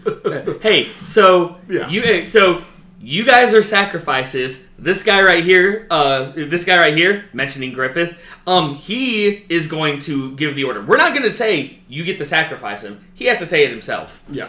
And so after a weird flashback with Ubik, Guts is like, you know what, Griffith, see, I did it now. I finally did it. Is like, you know what? You're right. And then all he says is, I sacrifice. Hand closes. It might be important to note that, like just before Griffith says that, he specifically is looking at Guts, who climbed the hand in order to save him. He looks at Guts and he's thinking to himself, like, "Oh man, Guts is here. Guts is literally the only person in my entire life who has ever made me forget about my dream, or dissuaded me against the path of my dream. So therefore, I fucking hate this guy. I sacrifice." Yeah. Yep. Hand closes, and that weird symbol, that weird brand, as someone says, is known as the brand of sacrifice. Anyone who has that is a sacrifice. Yep. So, Void is like, "Congratulations, you're all now sacrifices." Every single one of them gets branded in some place. Guts on his neck, Casca on one of her breasts, Corkus right in his forehead, and then the demons feast. Yeah, they all start attacking the Band of the Hawk, all these horrible monsters, several of which will be reoccurring over the course of the series. which is for if you notice, like the slug dude, a couple of Slug Count, and a few other ones. noticeables, yeah. And the serpent Duke is there also. I don't think he's actually seen in there, but yes, he's definitely there. But yeah, it's like a whole giant thing of monsters just completely killing all of the Band of the Hawk. These characters from these last two parts we've grown so close to. Corcus and Pippin and frickin' Judah gets it. Everybody is getting brutally, horribly murdered by these giant demons. Like decimated. Yeah. And even Corcus is like, this is all a bad dream. Yeah. I'm going insane. Sees a hot woman, and it turns out to be a demon that eats him too. Yeah, exactly. They hold nothing back in this scene. Corcus goes out because of bait and switch boobs. Yeah, pretty much. That's kind of fitting for him, I think. It really is. Absolutely. When you said that Corcus does one good thing, he helped Griffith achieve his dream. Really? By becoming a sacrifice. That's the only good thing that Corcus does. Yeah, okay, sure. Because he doesn't do anything good. Not of his own, a Guts bit of a is- stretch, like not of his own volition, but technically you're right. Yeah. But but here's the thing. That's the joke. That's the only good thing he did. Guts is absolutely freaking out seeing all of his friends being horribly murdered. He's splashing around in a giant pool of their blood, just absolutely losing his mind. And then after... this is... like as all of this is happening, we go outside of this whole thing. Because we see Rickett, like, walking around. They skipped an entire scene, but we'll get to that later. Where he's like, okay, this is where I was supposed to go. Where is... All of a sudden, you hear the clashing of, like, steel or something. Yeah. And we see Zod is outside of this big vortex in the middle of nowhere. Like, we're talking, like huge-ass tornado kind of thing. And he's fighting someone. A tiny little thing from a far distance, but it's that Knight of Skull. Yep. And of course, he's like, hey, I'm here to stop this. And Zod's like, you can't. It's already happening because guess what? This is when the thing you said, like, hey, it finds its way back, Yeah, they just continue to fight. He's trying to keep the Skull Knight from entering the weird vortex, which we presume is where everybody else is. Inside, we see Guts just starting to go crazy and trying to attack the monsters that are killing all of his friends. He's tricked by Pippin. He's like, "Oh, Pippin, you're okay?" And his entire back is like missing, and he's like completely dead. It's awful. Dead, being used as a puppet. Yeah, everyone's just getting their asses destroyed by this horrible monster. And then is this when he finally sees Casca? Yeah, Casca is she's like trying to rally. She's the only one keeping her sanity, trying to like rally everybody the whole time. They see Casca as soon as. So like after Griffith says, I sacrifice, the hand closes and he goes into like an incubation egg or whatever. Yeah. All this stuff happens, and then I think after that the hand finally opens up and we see. Like, hold on, we see Griffith with his new look and his new wings and whatever, and then he brings out Casca. Yeah, well, before I was gonna say before that, we do actually see Casca is about to get killed. Yeah. But then I forget what it was, like a sound or something. Yeah. But all the demons just stop. The hand opens, and we are introduced to the final God Hand member, known as Femto. Femto. Yeah, what kind of name is Femto? What kind of name is Conrad? Yeah, or Ubik. Well, I mean, Conrad is, at least that's somewhat similar to like an American name. Or fucking Slan. Yeah, the only one that makes sense is the Void. Yeah, it's Void. But either way, name aside, but yeah, he is now going to on dark wings. He will be able to fly to his goal. Hey, Chris. What does Griffith do with his new wings at first? Don't sugarcoat it. Okay. You can just say it in in 3 words. He accosts Casca. Yeah. And just so you know, just to get this out of the way, to be blunt, yeah, it's rape. Yeah. He sexually assaults Casca while Guts is trying to escape from a giant monster that has his arm in his mouth.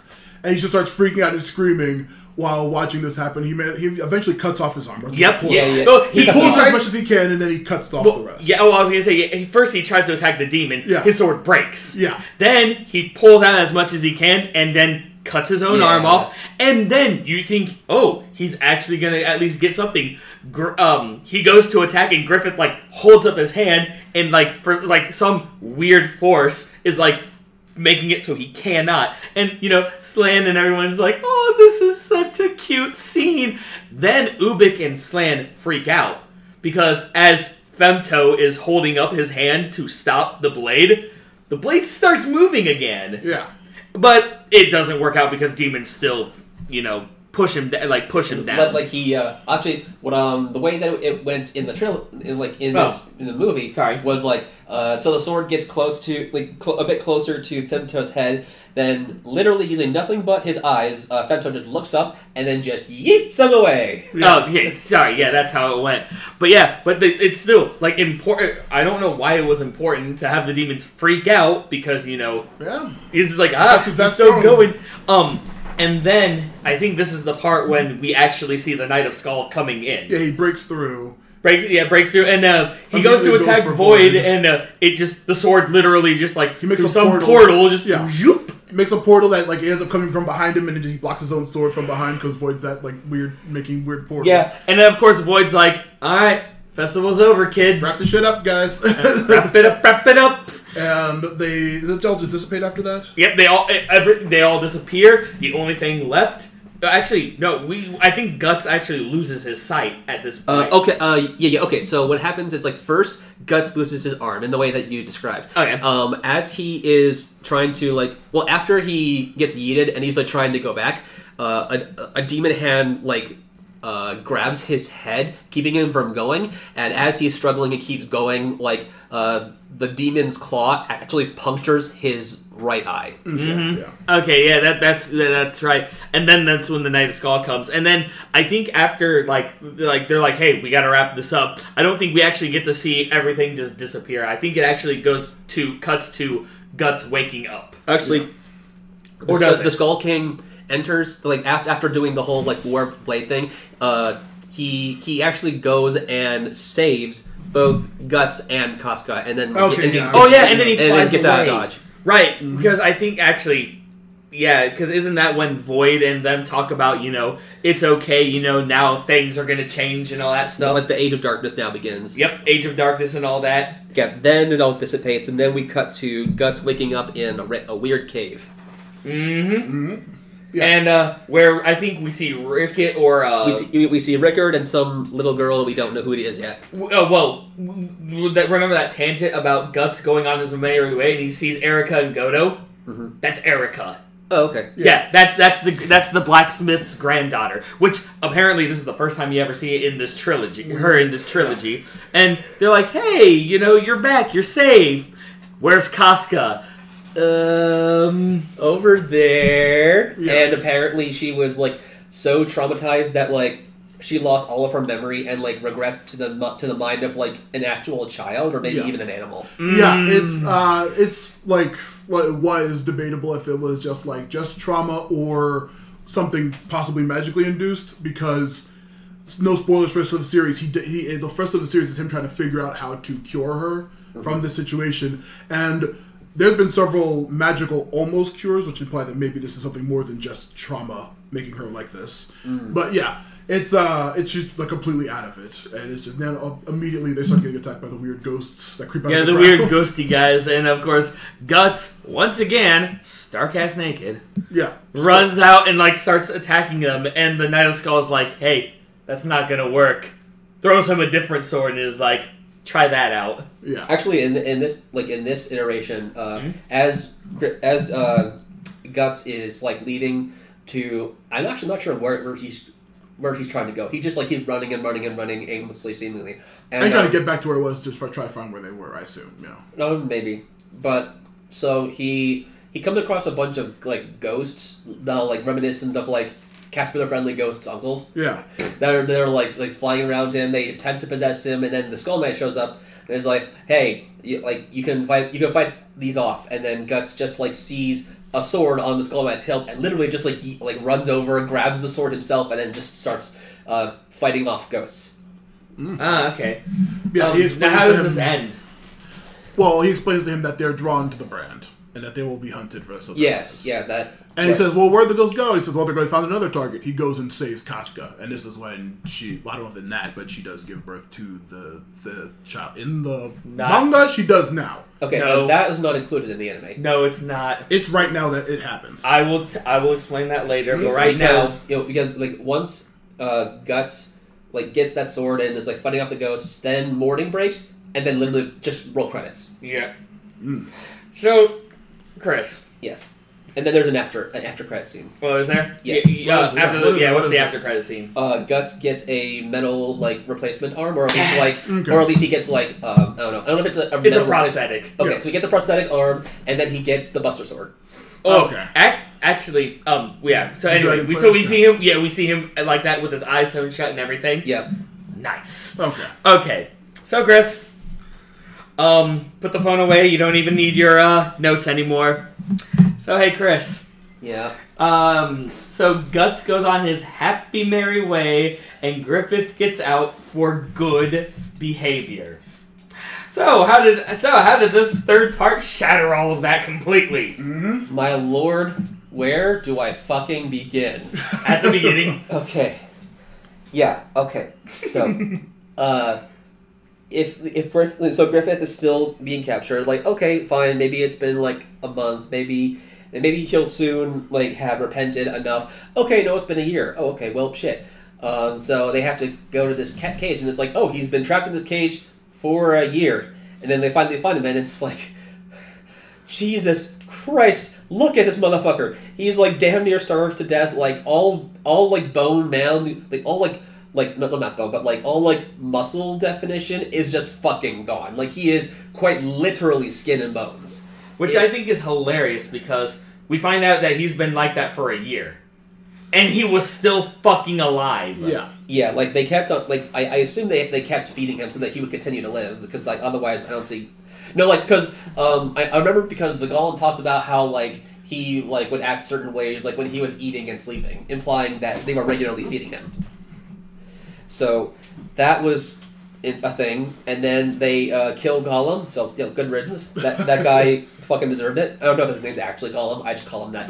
You might as I well don't just think call that- that. He has no name. Yeah, I forget. I don't think he actually has a name, so I'll just call him Gollum. So he's dead. Fantastic. They get Griffith out, and at that point, like everything should be okay. They rescued Griffith, and now it's time to go on an arc of like, like getting Griffith healed so that he can like eventually go back to where he go back to being the proper leader. But then, of course, like when they talked about how they literally they sliced the tendons in his arms and legs, so he literally could not move his arms and legs. And then they cut out his tongue, on top of boiling water, probably like tar and fire or some shit like that.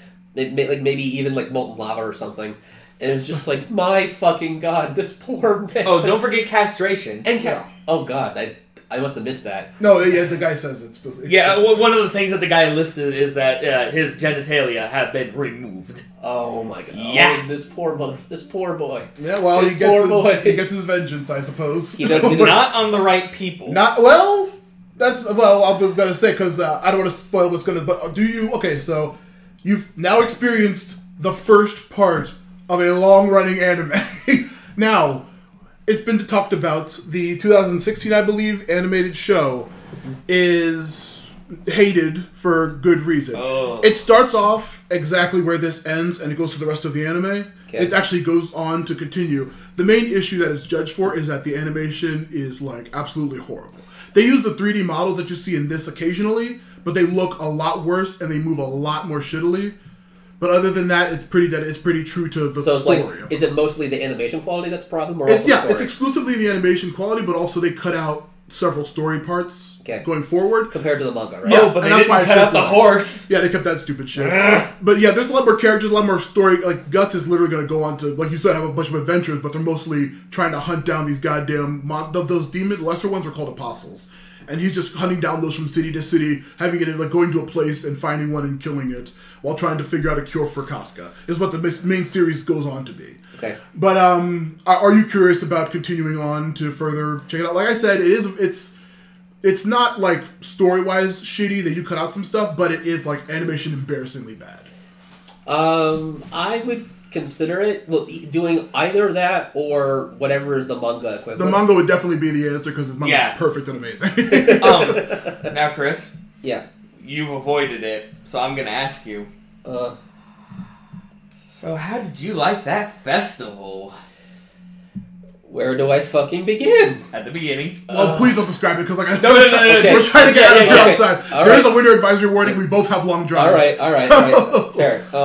So to sum it up. No, don't sum it up. Just say how you feel. Okay. To sum up my feelings, holy fuck, what the actual fuck? What is going on? Griffith, what are you doing? What are you doing to Casca? What are you doing, Guts? What is going on?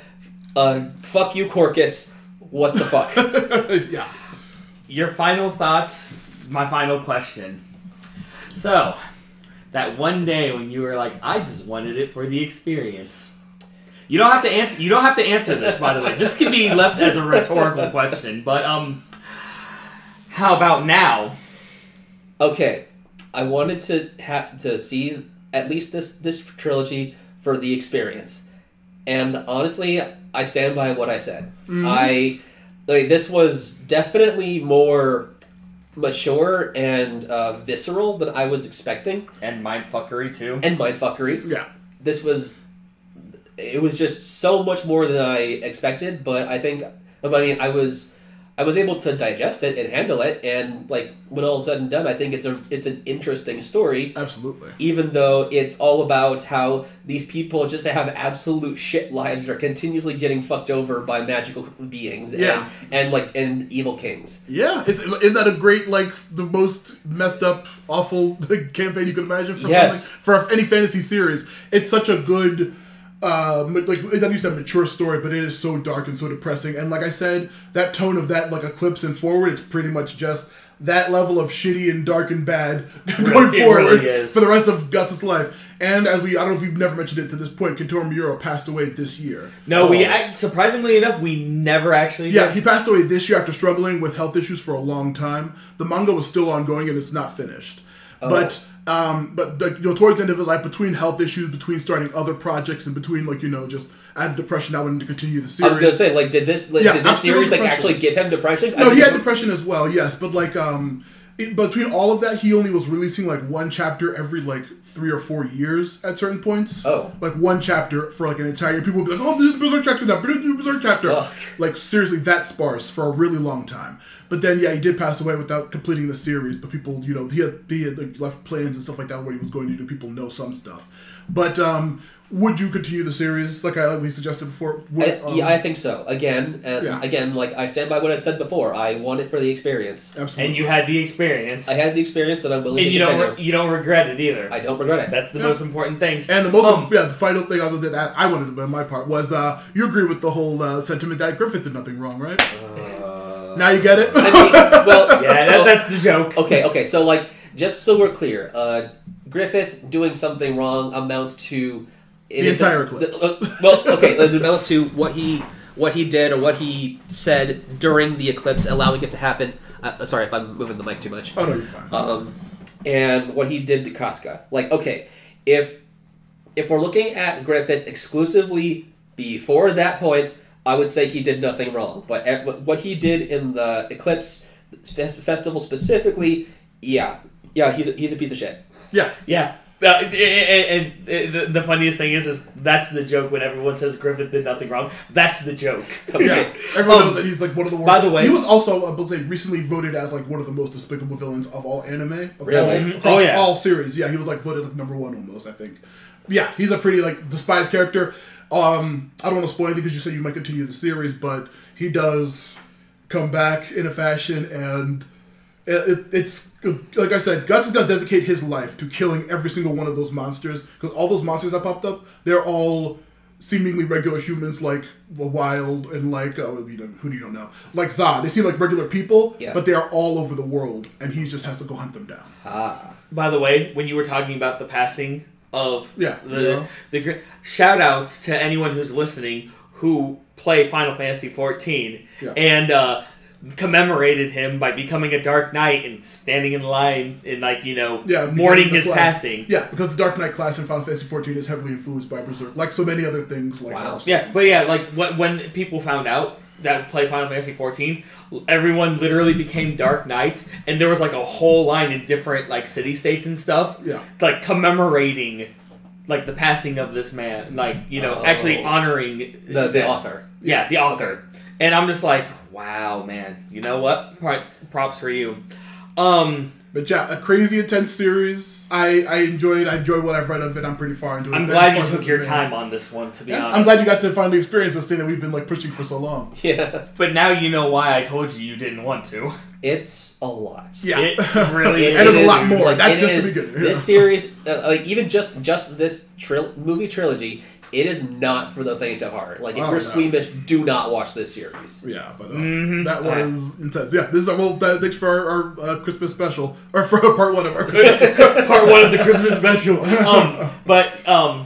I know you don't really do social media and stuff. Yeah, not really. And me, I don't have any more plugs either. But I think now at 2 hours, 41 minutes, and 47 seconds, I think a shameless plug needs to be put in for you. Let me keep this quick. Matthew List Podcast on everything. YouTube, Twitter, Patreon, Instagram, Twitch. And also check out Forgotten Minotaur King, the book, and the podcast. Also check out Action Toon Bros, if you're not already listening to it. And then Movie Garbage. Check it all out. Boy, yeah, I love Berserk. I love all the references. I love the tone of it. It's incredibly cool. There's a lot of really great action to come. I hope you do check it out. I do want to talk about it in the future. Yeah, I mean, at least I would recommend reading it. But yeah, by all means, now you know something new and something that actually you want to continue on. Yeah, I'd like to be exposed to like a form of source material that goes into Guts' backstory. It sounds like the manga is the best way to do that. It probably is, yeah. But like I said, it's not, the anime is not the worst thing on the planet. It's just, the reason that people were so upset because of the bad animation, because this is such a major, important, and well-done series. You know, art-wise in the manga, if you see the manga art, it's beautiful, and in story-wise, you can see how fucking crazy this is. Yep. To have it be so, like, shittily animated, everyone turned on that show immediately and just, like, hated it and never associated with it. But, yeah, I hope you do check it out. At your own discretion, at least. So. Yeah, sure. Yeah, you can catch us in the future for another episode. Thanks for this long-ass special. Yeah, this long special. Didn't realize it was going to be this long, but... Well, we have 3 90-minute movies to catch, so yeah. I mean, that's true, too. But, from the three of us to you guys, be safe, have fun, and as always, keep it sleazy.